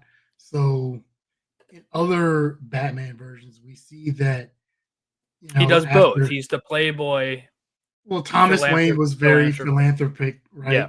In The Dark Knight or Batman Begins, we see him talking about making that subway system that is going to allow people to get to work, and so on and so forth, and everything. In all the other versions, he's very philanthropic. And then we see that Bruce carries that philanthropy on after his parents die. So he's still giving in all the other iterations. We see he's still giving back to the community. So I take it as like he's not, he's doing a lot for the city because he's Batman, but he's not really giving back to the community financially or is supporting projects or systems otherwise in that way. It's again kind of showing this, like, he's going too in on the Batman stuff and he's not doing enough on the Bruce Wayne side. Yeah. And during this movie, he's going to learn a little bit more about how to kind of balance that a bit. While this is going on, though, we start hearing people screaming, and a car rams up into the courthouse or city hall, whatever this is. Right before that, we find out that the DA's missing. Yes, yeah. And, Bruce again is looking at the mayor's son here. And when the car comes in, he runs over, does a heroic save for the kid. And we get Gil Colson, the DA, coming out of the car with a bomb around his neck and a cell phone attached to his hand that's ringing. So either the Riddler kept calling back, or there's no voicemail, or the voicemail's not set up on that phone. Yeah. Because there's some time there in between that, and then they have to call the bomb squad in, and the bomb squad's got to get there. Yeah, it's a lot of time. Set up. You're looking at probably at least a good hour, maybe more, and that phone is steadily ringing the entire time. In my mind, it's just him, like, as soon as it goes to voicemail, hang up and immediately call back again. Like, just constant calling until somebody answers, because there is an envelope to the Batman and the card tells him to answer the phone. So Bruce Wayne escapes here, goes change into his Batman stuff, comes in, and everybody sees him on the security cams and they're like, what is he doing? So this is an issue for me. Mm-hmm. Up until this point, we've seen several times, like, in one scene he's Batman or Bruce Wayne, and then next thing you know, we see him like getting on his motorcycle. Like, where's he keeping this bat suit at? Like, where in his backpack? That backpack is not big enough to carry the bat suit. That bat suit's got to be heavy as shit. Like, yeah, it is probably heavy. I once again, I know I gotta have the suspension of disbelief. I get it, but I was just looking at this, like, he's changing. At least with like Superman, right? He would go into a phone booth. Now, obviously, right. I'd like to see a modern uptake on that because we don't have any goddamn phone booths left anymore, right? So where does he go? Does he go into a porta potty and change? Porta pot, yeah. I don't know, but at least like with Superman, we had that where he would go into a phone booth. At least with Iron Man, eventually he started with the suit. He had one the Hulk Buster that came from a satellite that's floating. Well, he also doesn't have a secret identity. So like Iron Man, it doesn't really matter. And then he went to nanotechnology where it just came up automatically Yeah. because he's rich and he can do that. Okay, cool. But he's to me, he's changing into Batman and changing back into Bruce Wayne way too quick, especially considering like, and we see Well, it. if He you has said there's an hour in between this with the bomb squad, he's got some time. he does, but okay. And I like the fact that they actually address the situation of the eye black that's underneath the mask, Yes. right? Yeah, yeah. So we see that after at some points when the mask is off and he's semi Bruce Wayne, semi Batman, like in the Batcave or wherever. We see he has the eye black on because he's been sweating under it. It's running down his face. Cool. So does that mean in his backpack? Because remember, he didn't even take the motorcycle there. He drove his car, or he was driven in his car. He drove, yeah. So he drove. So I'm guessing it's in his trunk, right? So that Yeah, mean in his probably. backpack in his trunk, he's also got a makeup kit because now he's got to throw his eye black on. You got to be prepared for every situation. So yeah, Like, he's got the makeup in there too. and I will just say this now. I'll come out with this now. I am one of the people who you talked about earlier. Mm-hmm. I cannot sanction the buffoonery of Edward Cullen playing Bruce Wayne or Batman. I can't do this little emo dude being Mm-hmm. Batman. Like it just it didn't sit well with me throughout the whole thing. And I get this the story they told Yeah, was he didn't great. have like the. You mean that he had like the long hair, or just Robert Pattinson as himself? Robert Pattinson and the whole emo mystique of what he had going Mm-hmm. on. It just no, just fucking no. Matt Reeves, you go back to your room and you try that again. Just no. Bad Matt Reeves. Bad. But the story they told was awesome. Like I will say that now as well. I did enjoy the story that was told overall. And Mm-hmm. it was a great story, and it was a much different take on the whole Batman mythology and who Batman is and who Bruce Right. Wayne is. And it was different, and I really liked that. Bad Matt Reeves, no. Edward Cullen and his sparkly vampire cannot be Bruce Wayne or Batman. So it while Coulson answers the phone, Riddler says, "You got 3 riddles in 2 minutes. You have to answer." And the first one is about like what's blind and what's the answer is justice, right? It can be blind, it could be I forget the other lines of it, but it's all things that people usually say with justice. Um, and then it was the next one was like, how much does it take for you to, you know, Give up kind your of morals or ethics or yeah, whatever. give up your morals? And Batman's like, hey, you have to. How much? What's the amount? And he's like, I don't know, 10K, 10K a month, and he is willing to give up his morals. Look, I And then, know New York City or Gotham is filling in for New York City because we see like their Times Square kind right, of right, thing earlier. And we see Gotham Square Garden instead of Madison Square Garden. yeah, yeah, Look, it's a very expensive city. So, yeah, like even as a cop or as a district attorney, I can't yeah, imagine yeah, he's making a ton of money. But even if he's making like 6 figures, it doesn't mean he's like, I think at 6 figures, I think in like Los Angeles and San Francisco, Miami, New York City, that like that's still at or just barely above the poverty line based on right. like how much it costs to live in those cities. Not saying he needs to like be a crooked DA by any means, but I'm saying like I can. I'm not saying it's right, but I understand. Like And the last answer here is giving up the rat's name, and he says, "Nope, because if I do, not only am I dead, my family's dead. They'd go and hurt these people. I cannot say who it is. He knows what that means, and he runs out of time, and his head blows off.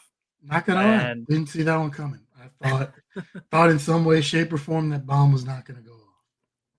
yeah, it knocks Batman back enough that he wakes up at the police department, Yeah, knocks him and flat out cold. the chief is going to give Gordon 2 minutes with Batman to get him to cooperate. Well, he's about to fight the entire police department at that point. Yes. He's ready to go, especially because they're mentioning when he wakes up. They're mentioning like, let's just take the mask off, see what he's hiding under there. And this is the part I brought up earlier, where he's like, you can be tried for murder because like you can be tried as accessory because like obviously with that Yeah, he was all meant to be there, but like right, there's right. that whole thing, and you know they don't trust him. He's getting involved in crime scenes. Like, yeah, like you're making their job more difficult than it needs to be, even though in some ways he's making it easier. I don't know. So Gordon, while they're acting like they're negotiating here, gives him a key, says this will lead you up to the roof with the stairs and everything, and Hit then me and yeah. hit me. He punches him.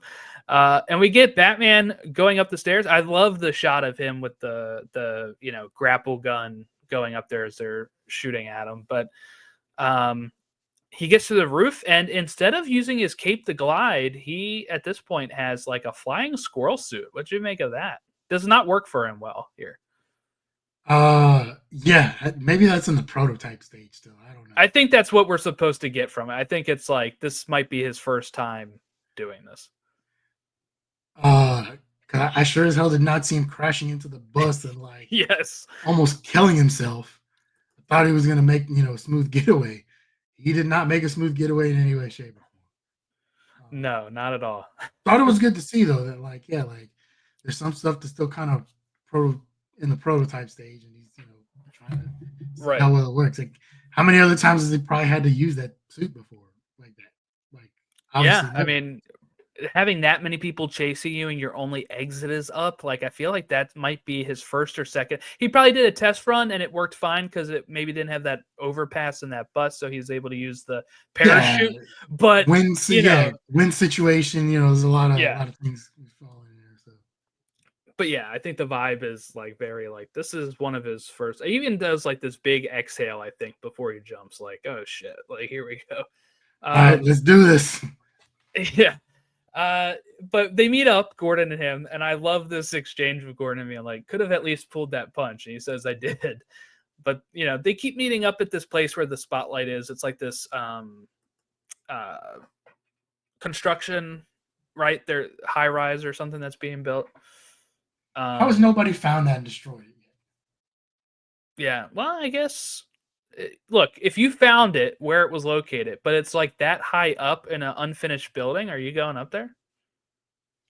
Honestly, I'm thinking if I'm a criminal or part of the criminal element, yeah, I'm probably I might go up there because I'm thinking if I can get rid of the bat signal, that might make the night a little bit safer for me and my kind. Yeah, I just don't. Well, I I mean, guess I would think I'm if not they're able imagining to. he's living at the bat signal, especially when it's No, like no, at a no. I construction. get that, but I'm thinking like if I feel like if I know they have a bat signal, I feel like if I break this one, they're just going to be able to quickly get another one. Is my thought on that. And then it's like, did I actually do anything? Maybe I bought a day or two, you know. But they Who, follow Penguin. Go ahead. who's making the bat signal, right? Like this goes back Well, to my Peter Griffin thing. Like it looked very kind of rough. So I think it was just probably a once normal again, like is spotlight with the bat signal. Bruce Wayne just in his little bat cave surrounded by guano, welding and like making his little Yeah. bat The signals. way I actually took it was that maybe Gordon did this himself. I don't know. That's how I thought of it. But Gordon's welding a bat signal together to fit on his. yeah, on his downtime. He's not commissioner yet. He's got some downtime. That's exactly why he does it. Because if he's still a cop or a detective, he doesn't have any time left.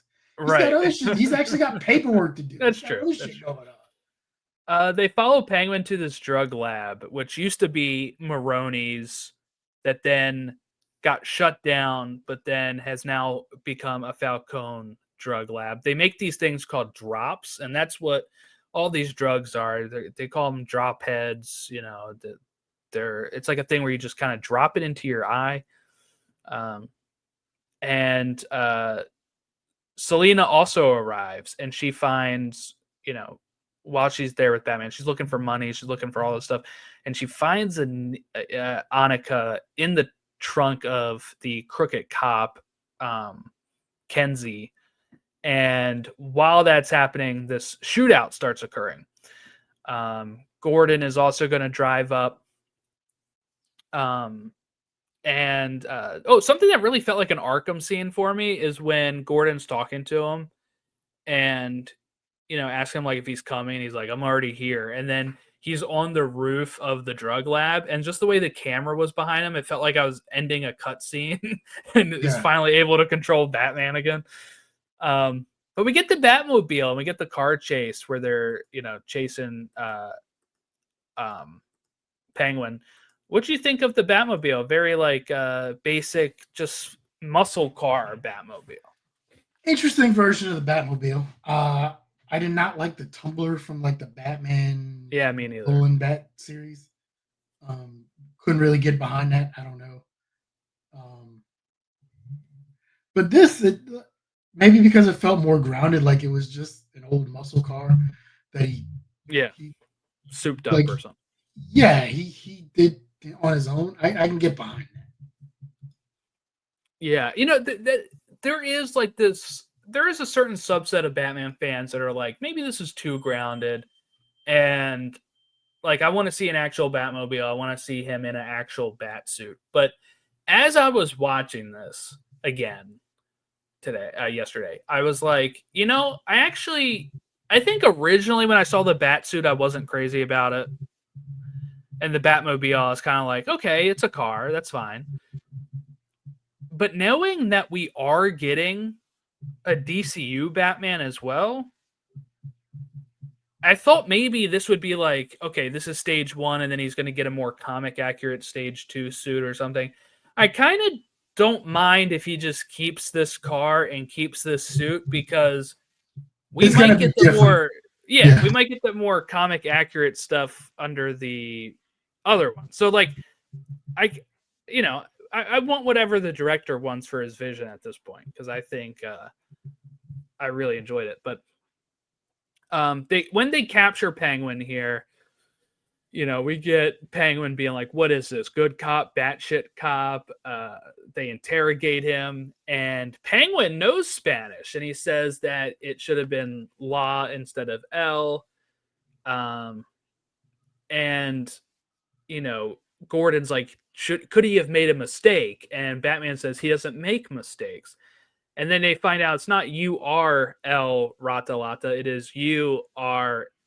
So they go to the website ratalata.com, and they're kind of like having this chat with like this old like MS-DOS type style computer program on the site. And he says the next victim is his biggest piece, and the clues point to an orphan and a mansion.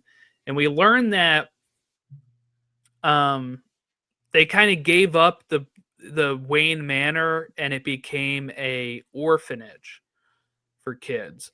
And they go to the orphanage, and there's a bunch of drop heads in there, and you hear the Ave Maria song, and it leads them into this room where there's this old recording of the Waynes visiting here, and Thomas Wayne is running for mayor, and he's talking about creating the Renewal Project.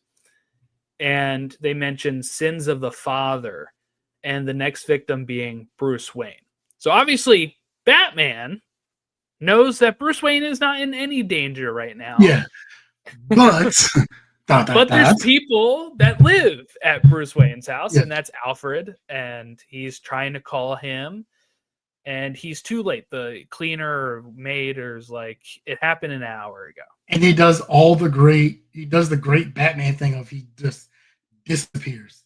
Like Gordon's there, yes. Gordon just turns around and he's just freaking gone. Yeah. And he does that a couple times in this. But Alfred is alive, but he's at the hospital. And during this, before he goes visit Alfred, he's going to talk to Selina at the unfinished construction site. We get the reveal of Falcone being Selina's father here as well. And they also share a kiss.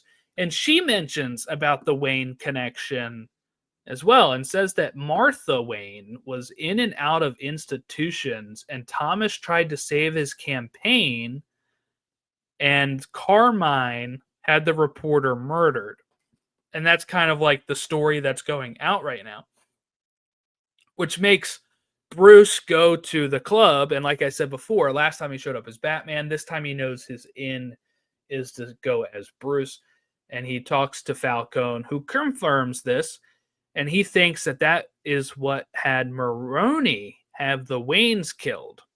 So he's trying to pin the Wayne's death on the Maronis. So first, I guess let's stop there real quick and just talk about what you think of Falcone being Selina's father. When they first meet, it almost feels like maybe the connection might be more of like pervy old Physical. man with, Yeah. yeah. And instead, it's this. Now he doesn't realize, I don't think, at this point that he is her father, but that's what kind of spooks her because her mother had died and all that. But what was your thought of that reveal? That's not something at all from the comics, is it? Or is that's something just for this movie, or maybe in one version of the 68 different versions of Batman comics? Yeah, I would say it is not a common thing, but I think it's been done. Okay. Didn't really see that coming very often. Didn't see that coming at all. Didn't see it coming that Thomas Wayne was running for mayor at some point. Mm-hmm. And that he got crossed up with some bad people, and that's why he got killed. I know there's a lot of different versions of who and why Thomas Wayne was killed throughout all the different Batman lores. Goes from any number of random things to even include the Joker from '89 before he was the Joker and various other things. So I know it changes depending on who's writing that particular story. Yeah, typically, I would say most fans like it to be a guy named Joe Chill. That is the guy that typically kills him, and he's just a nobody, guy. But yeah, he goes to visit Alfred, and Alfred he kind of confronts Alfred about this with his parents, and Alfred says he was protecting your mother, not his campaign. He never thought Falcone would kill that man. He was going to go to the police and tell them everything, but that night he was killed. So he's implying Falcone killed the Waynes. He does also offer up maybe it was just a guy who was scared and didn't know what he was doing and killed. So there is still that opening of it, but I think it is pretty heavily implied about Falcone killing the Waynes. But Bruce and Alfred make up. Bruce says, "Look, I thought like I really had nothing else to lose. I never felt that scared until I was afraid of losing you, and mentioning how he's like family and they, hold hands, and he sees the bat signal is lit and he knows he needs to go. But it's not Gordon who lit the signal, it's Selina, and she's beating the crap out of the crew up top. He pulls up the same time that Gordon pulls up. They're both looking at each other like, I thought you lit it. No, I thought you lit it. But she has a recording of Annika and Falcone like having this conversation and him killing her. And we learn that Falcone is the rat. He ratted out Maroni to be able to kind of flip it over to his side and get these people under his thumb. So that way he can kind of, Kenzie kind of says, the election doesn't even matter. Like Falcone is mayor, and he's been mayor for the last 20 years because he has everybody just, under his thumb. And Selina is like, all right, I'm going to kick you off the roof. And Batman saves him, but she's gone. She's going to Falcone now. She's like, I'm going to rush there. We go back to the Iceberg Lounge. Bruce is rushing to stop her. He's actually going to cut the power. And Gordon, we learn from the news on the TV, has actually provided the recording to the news outlets. So this willingly is like playing. Yeah, willingly this time. And Falcone starts to kill Selina and mentions like this is how he killed her mother. It wasn't that she was just killed by anybody. He actually killed her. And Batman comes in and breaks it up, and they bring Falcone into the light. He's very cocky. He's going to get out of this, and he is shot. In fairness, he probably would have. He would have, yeah. You don't know how many corrupt judges there are, like you'd have to literally tear everything from this town down Right, right. and build it back up again because you don't know who's really corrupt. So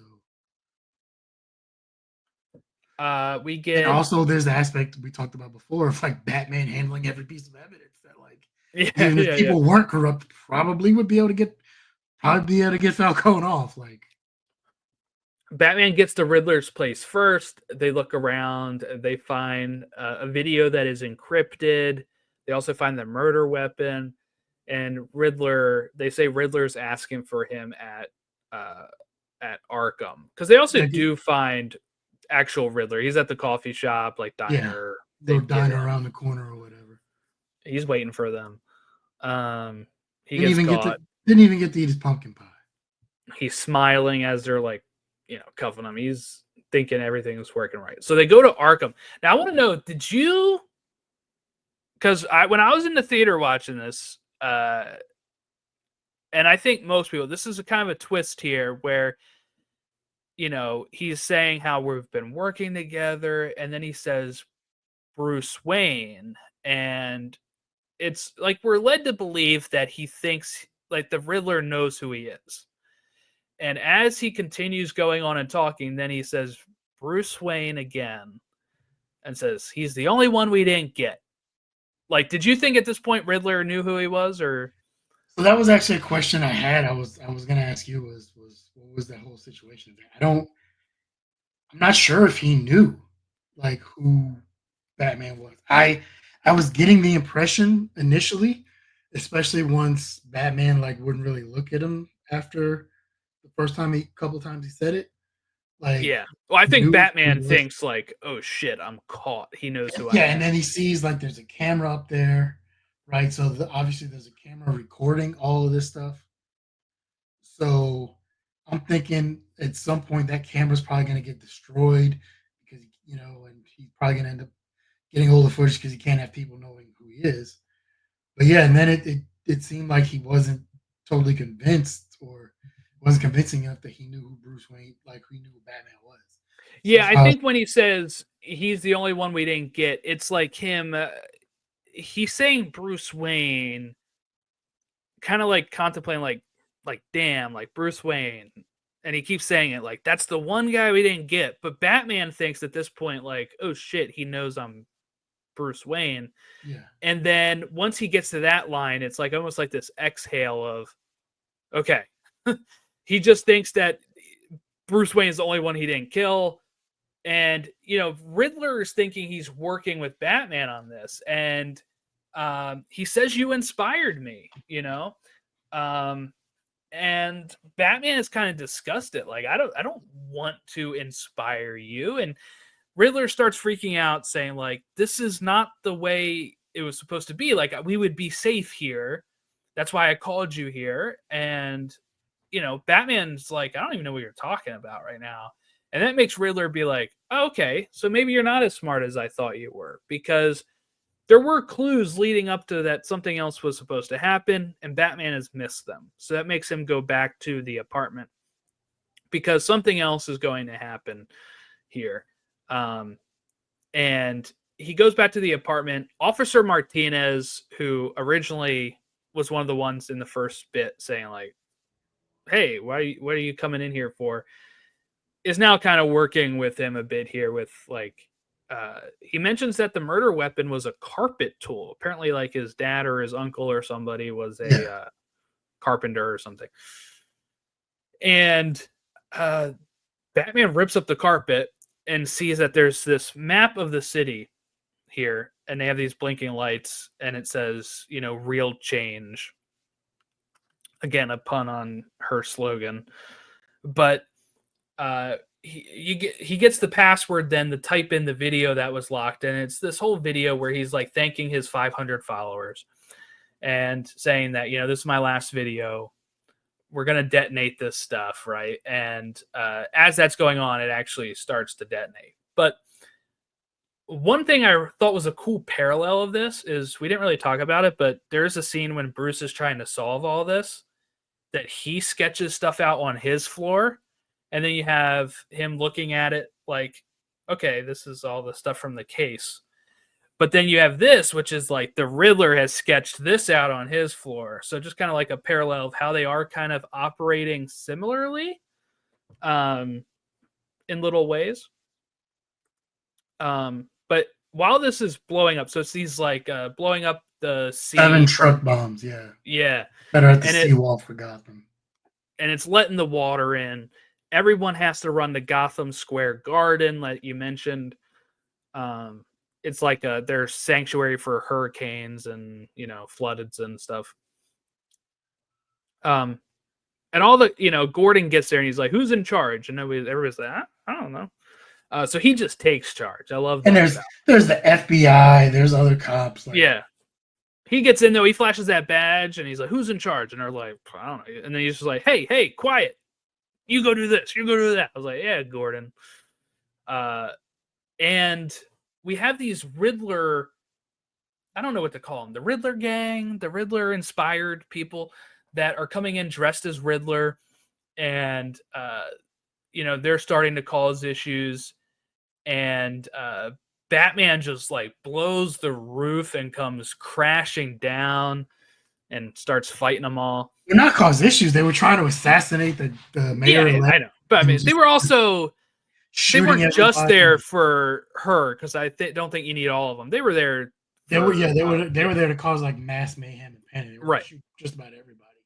And they do shoot the income, the not the incumbent, the new mayor that's coming in, Real. Yeah, Gordon also jumps first and she is helps her. she's about to be in a really bad way because not only does she get shot, she ends up in that nasty ass water and everything.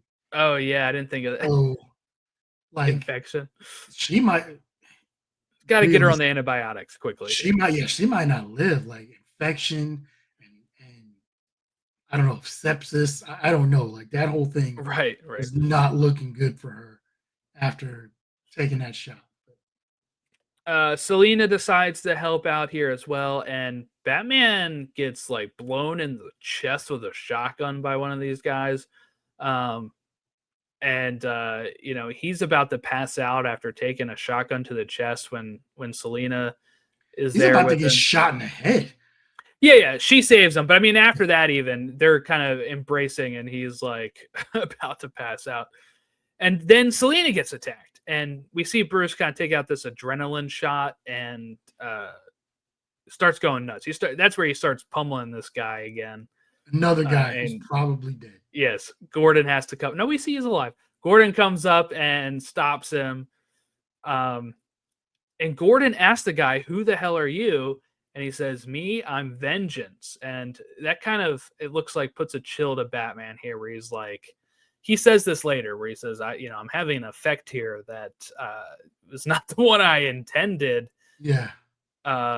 Then the flood comes in, and Batman goes down to go help the people out of it and lead them out of the arena here.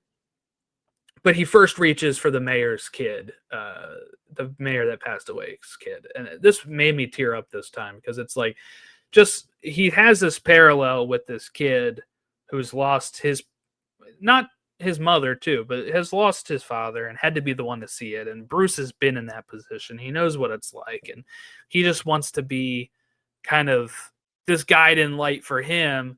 And now he's also realizing that he has had the effect that he's not intended, and we get this. That's his Robin. That's gonna be his Robin down the road. I would dig it. That's what people speculated back in the day. Honestly, I had no clue. I was literally just pulled that out of my ass. Because But I was we do thinking see, if there's a third one, it's gonna be like you said in 2032 or something. So right. that might be because Robin's usually like a teenager, just barely. He's a younger guy, so yeah, that would line up, I guess. But we get to see the Batman helping people on like the rooftop, and helping a lady over to the yeah, whatever it is. And he says these lines of, "I'm starting to see I've had an effect here, but not the one I intended.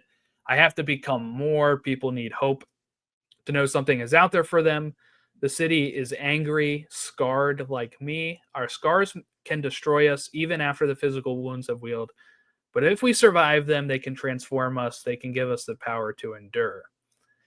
And we get Riddler in Arkham talking to a person who seems to have a little bit of a messed up face here, who says, "One day you're on top, and the next day you're a clown." What do you think, Casey? Here, Yeah, that was I got who they were referring that yes, was or is going to be. And then I saw when it came out that there was a cut scene that was yes, like a conversation between Batman and this person who may or may not are supposed to be the Joker. Um, I haven't watched it this time. I probably should watch it to see what they said.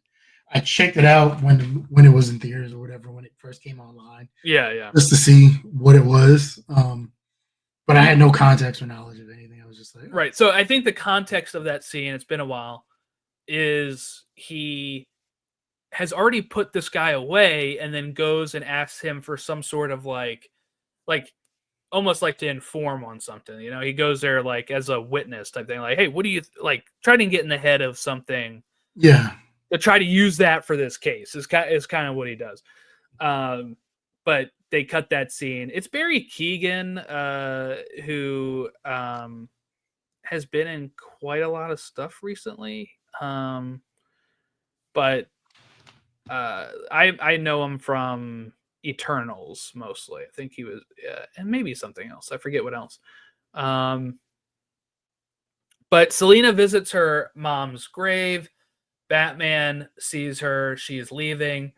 They ride off. Batman goes one way. Selina goes the other. And we hit the credits. 2 hours and 47 minutes before the credits hit. That's what I have. So I Yeah. watched this on HBO Max. Yes. I have, I guess, the plan that has advertisements. That's not Oh, commercial free. really? Um, So this is a long one for you. yeah, this was like 3 hours. That's kind of more on me because I have the HBO Max that still has advertisements. Like it's not. Yeah, yeah. Well, sometimes they keep jacking up the prices for all this shit. So And then add in like there was a couple breaks in there for one thing. yeah, But yeah, this turned into like a 3.5, 4 hour thing for me. mine was. I watched 2 hours and 12 of it yesterday night, and then it wasn't going to end until 1 a.m. And I still needed to clean up stuff downstairs and do the dishes. So I was like, I'm gonna stop now because I'm starting to drift. Like I could feel my eyes getting heavy. I was like, I'm gonna clean up this stuff. I'm gonna go upstairs. I'm gonna go to bed. And then when my son took a nap this morning, I came up here and watched the remaining like 38 minutes I had or whatever. Which was pretty much, I think, when I turned it back on, it was the interrogation scene between him and Riddler at Arkham. Yeah. And then I go from that to like the Gotham Square Garden and stuff. So I was it was a really good end of my watch here. But all right. So I guess before we get the ratings and stuff, if you just want to, if you had anything else before we get the ratings or your thoughts on it. I already gave you my opinions on Edward Cullen there. I don't know how I feel about Zoe Kravitz as Catwoman or Selena Kyle. Mm-hmm. Not sure how I'm feeling about that. I think there were some things that were great. Some things I just was like, I don't know.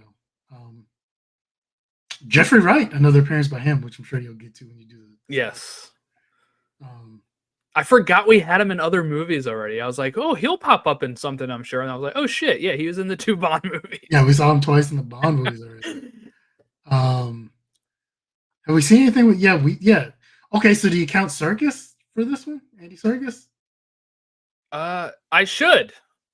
That's a good point. I didn't do that. He's at 4 then. Yeah, because he was in, yeah, because it was the extended as well. So he was in that one. Plus he also did the capture for him. Like he wasn't just the voice. Like, yeah. He physically did the role and did the capture. Did I not mark Serkis in anything here? No, I don't know. have him. Okay. I wasn't sure if you did, but I thought maybe because it wasn't it was CG and maybe just the voice. I wasn't sure if he gave him total credit for that. I don't know. Like I said, I think this is my favorite version of Alfred. Yeah. Kind of weird sometimes to see Andy Serkis when he's not doing motion capture, because I've seen so much of him doing motion capture acting. Yeah. I know, but I know he's also done what's his name in the MCU. Ulysses Claw. Yeah. Yeah. So I know he's done other stuff where it's physically Andy Serkis, like we can see it.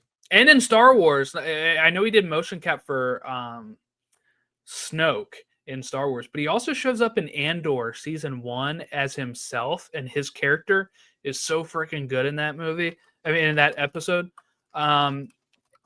He's kind of been in every nerd thing, Lord of the Rings, Star Wars, DC, Marvel. Like, that's pretty good. I'll say I'm interested in. I may check out the Penguin, or it's probably something I'll add to my list, and at some point I'll get around to seeing. Yeah. It. I wasn't expecting Colin Farrell to be as good as he was in this, because I wasn't sure what to expect from a Colin Farrell trying to play the Penguin thing.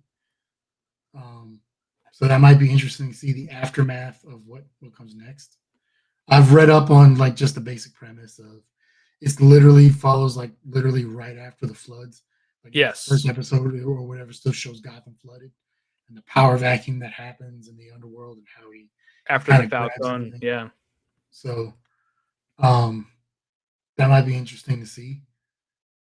It is good. I will say it's like it's an HBO show. I haven't heard anything bad about it. Good, yeah. But it was just one of those like I wasn't really didn't have much interest in it before because I hadn't seen the Batman. Yeah.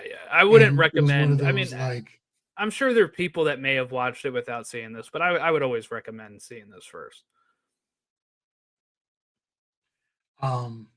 Interesting to see where they go forward. But when they do part 2, is he now Commissioner Gordon? Because he might be like one of the highest ranking people left. I think that's where they're heading for it. I think with him taking charge in the during the flood thing, that's going to help him. Because I think the mayor would probably appoint it, right? Because the previous commissioners did. He saved her life. He kind of took charge of the whole thing down there. So I feel like that would probably be more of a mayor appointed position. So I can see maybe that's right.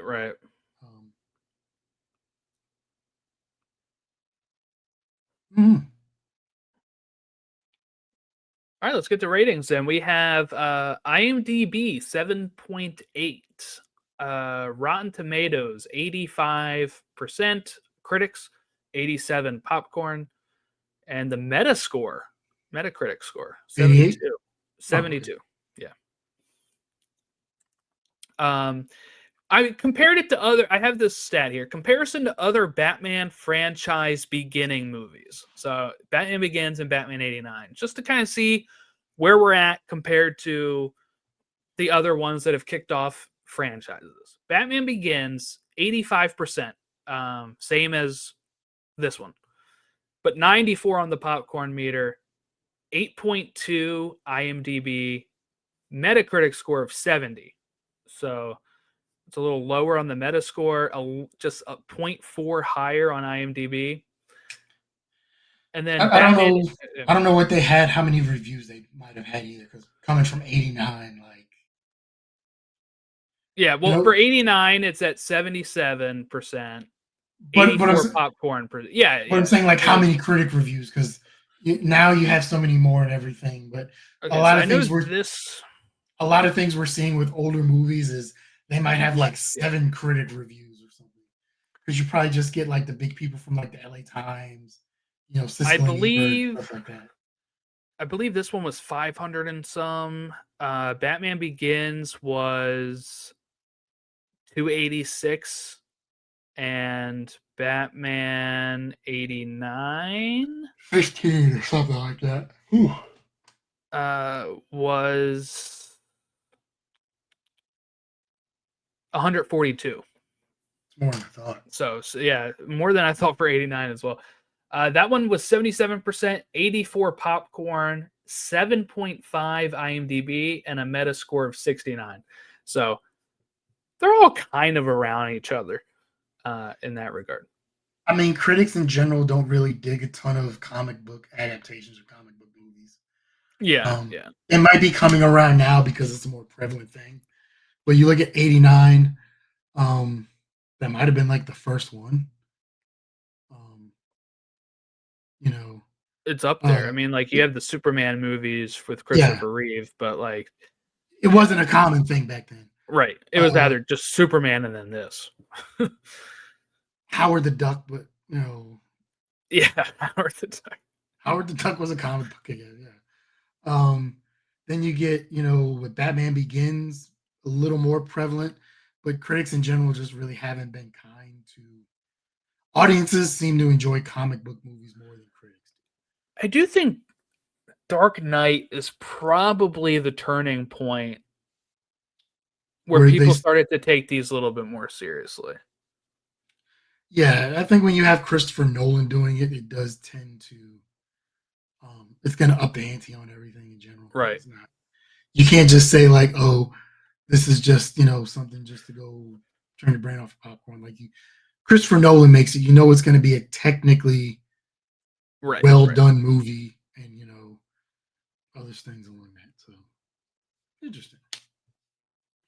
All right. My rating, I don't think it's a shock. It's 5 out of Yeah. 5 for me. It's like I said, this was the Batman movie I'd been waiting for. I'll share this, I guess, too, while we're here. This is my ranking of all the cinematic Batman films. I have the Batman, then I have Batman 89, I have the Dark Knight, Batman Begins, Dark Knight Rises, Flash. That probably moves down. I don't know, but Justice League, Zack Snyder cut, Batman I was gonna say which Forever. version? Which version of? Okay, I see you got Yeah. both Justice Leagues there. Yep. And then BVS, then Returns, then Justice League, the theatriral cut, and then Batman Justice and League. Robin. Okay, That's what I've people never call it because I've of never the heard that one before. It works. I've because it never was heard that done one. by Yeah. by Josh Whedon. Batman and Robin at the bottom. Uh, for many reasons. But all right, so let's say I'm surprised Returns is so low. I just don't think I really like the vibe of that movie. It's been a long time since I watched it. My plan is look, my Batman Forever Blu-ray is coming in today. It's now Sunday over here, so it's coming in today. And my plan is to kind of set some time aside and watch, the Keaton movies and then that movie and kind of revisit these and see if this is where they actually lie, I guess. So what say you?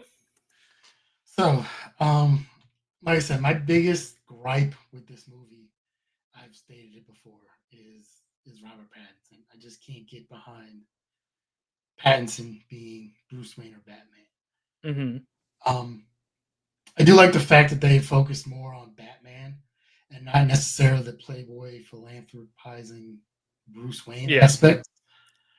When I was looking up stuff as I was watching it, and I saw that they kind of Matt Reeves kind of took a Kurt Cobain turn, where one of the things he thought with this version of Batman was that fame had gotten to him, so that's why he turned into more of a recluse. Mm-hmm. Kind of like Kurt Cobain did, where he wasn't,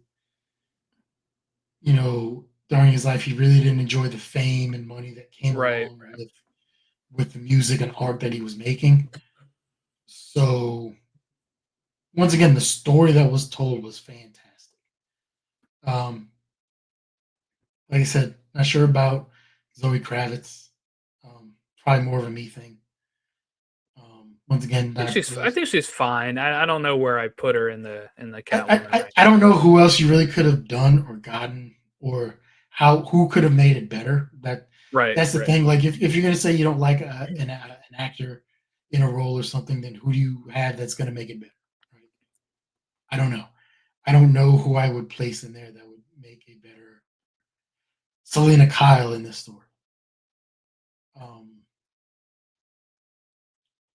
I give it a 4. Um, Pretty good. it was Pretty good. much better than I anticipated overall. I still got to go with my old man thing of Batman '89. Probably is Right. my Right. Right. first favorite. but this would definitely be up there for sure. Yeah, cool. I forgot to mention this too. The score by Michael Giacchino, I really like this. That bum bum bum bum. I think it is just so good. He is my favorite composer because of his work on Lost and my favorite show. And he's done the Spider-Man MCU movies. He did the Fantastic Four this summer, which that theme is really great. He's done a lot of the Pixar movies. He's just really versatile, and I think he is great. So I was very pleased with Michael Giacchino's score. So I've been thinking about it all day, and I did not want to leave here without saying that. Okay. So what are we watching next? You wanna hit the stats first, or Oh yeah. Thank you. Stats. We got some good stuff. We are at 15 adaptations because the Batman is based off yeah, comics. I was This is gonna say I actually knew. based off. I meant to say this too. Very some of my favorite comic is The Long Halloween, and it's a Batman comic. It is just very similar to this in the sense of Batman solving stuff and uh, the Maroni and Falcone stuff. Very plays a big part of it.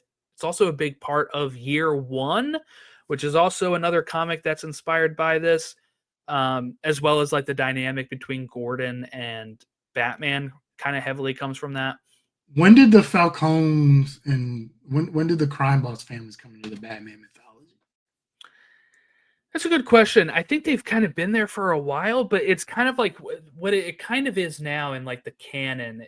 Like in Year One, he's facing off more about these crime bosses and stuff. But as the longer he goes, kind of like in this, he's inspiring people like Riddler and stuff to, it's almost that like because he's crazy and going out dressed as a bat doing this stuff, it's letting other people lean into this and it kind of creates like his villains in the sense of he starts out facing these crime bosses more and then the longer he's active he starts facing these other psycho villains is kind of like the chronologically how they handle Batman nowadays.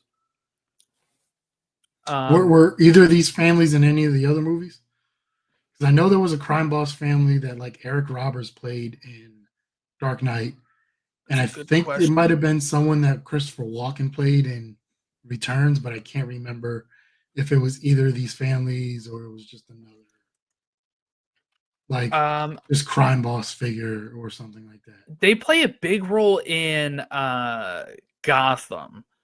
Um, okay, Tom Wilkinson plays Carmine Falcone in Batman Begins, so there is, Okay. he is in there. Uh,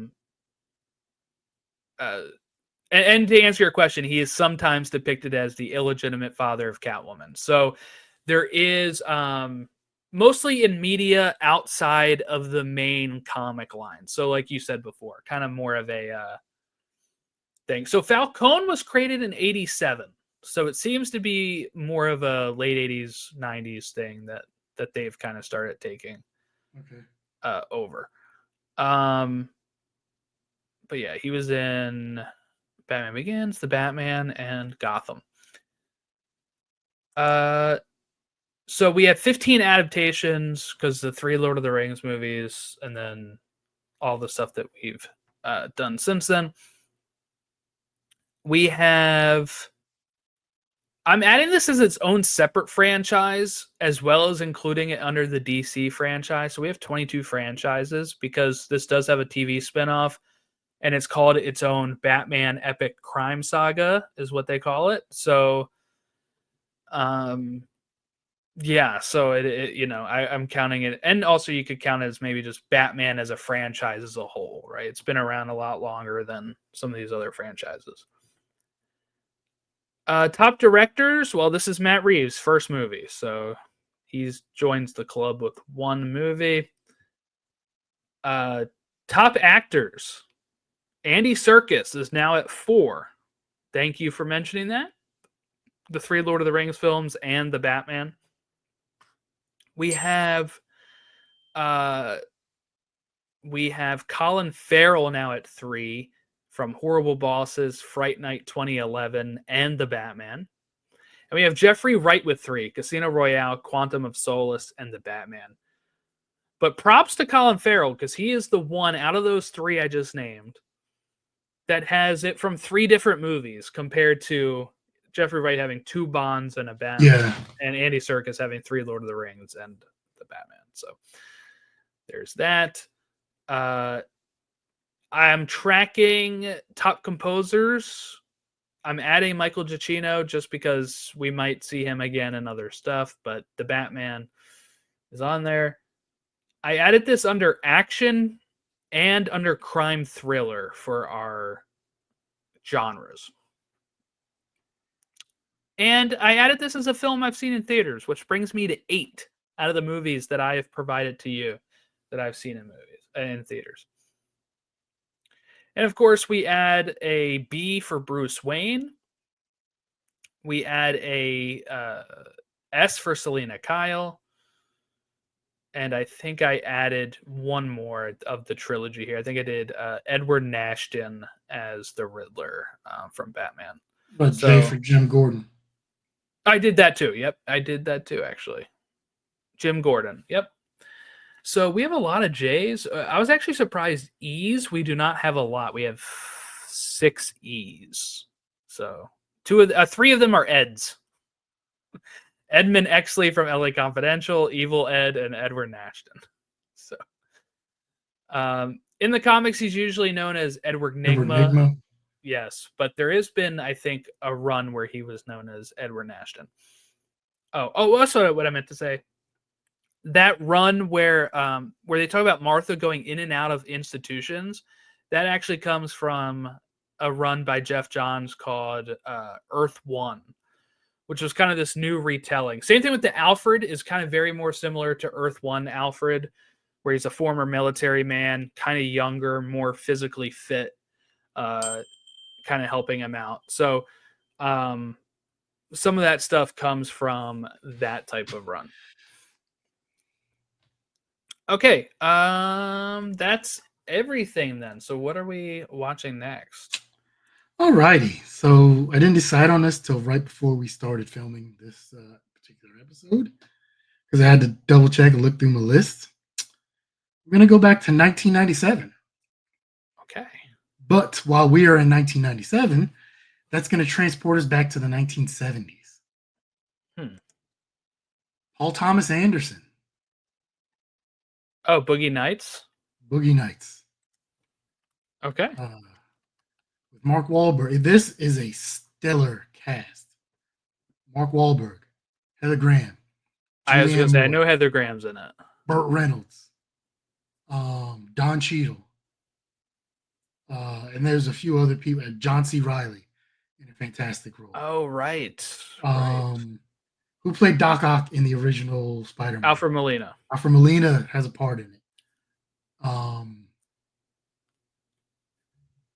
I don't know the guy's name, but who plays Bookman in Detective Bookman in Seinfeld?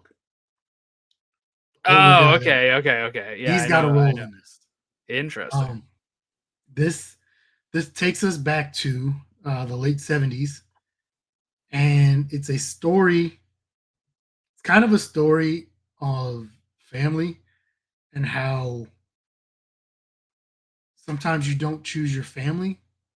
Like you can't choose your family. Sometimes the family you're born into doesn't necessarily become the family that you have, but you can become part of a family through friendships and work connections and various other things. But it is set in the late 70s San Fernando Valley adult film industry. Okay. See, I didn't even know that much about it. I just knew it was probably 70s based and that Heather Graham and Wahlberg were in it. Not a ton, but there is some nudity in this. Okay. Yep. There is some male genitalia that you will see in this at some point. But yeah, it stars Mark Wahlberg as a young man who gets involved in the adult film industry and Burt Reynolds as his director, and Mark Wahlberg becomes Dirk Diggler, the world famous adult film star. Very Interesting. loosely based on the story of John Holmes, an adult film star. And it's Hmm. also, we'll talk about it next week. There's some very loosely based things dealing with what's called, I believe, the Loveland murders that happened out here in the San Fernando Valley Oh, okay.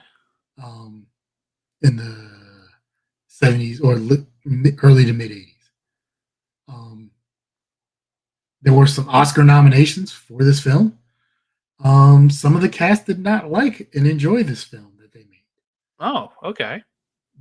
but it is still regarded as a great film from Paul Thomas Anderson, um, and is regarded as some of these actors' best films that they've done as Interesting. All right. This is something well. I've always heard about, never seen it. So You can find it on Tubi, and as of right now, you can find it on Paramount Plus. great. Okay. Yeah, that's what I saw, Paramount Plus. I guess my Just Watch isn't really showing Tubi stuff that well. Because when I look it up on there, it doesn't say Tubi. Um, but that's what it did. It didn't show me that for Fright Night on there either, and then it was on there. So Do you have um, Tubi checked as one of your sources? maybe not. Maybe that's why it's not showing it. I don't know. Could be. Because I've had to go in there at some points and turn other stuff on and off of what I have, and then it shows up. But yeah, so like I said, Paramount Plus and Tubi. Um, be interesting to see what you think about Boogie Nights. All right, well, that's what it is next. I'm gonna probably watch it on Paramount Plus, but like you said, Tubi and Paramount Plus as of this recording. So that's where you can find along with us, or as always, you can, if you want, rent it, or you might already own it and just be rewatching it as we go through this journey. But that is what is next. Thank you all for watching or listening along with us here, and we will catch you all next time.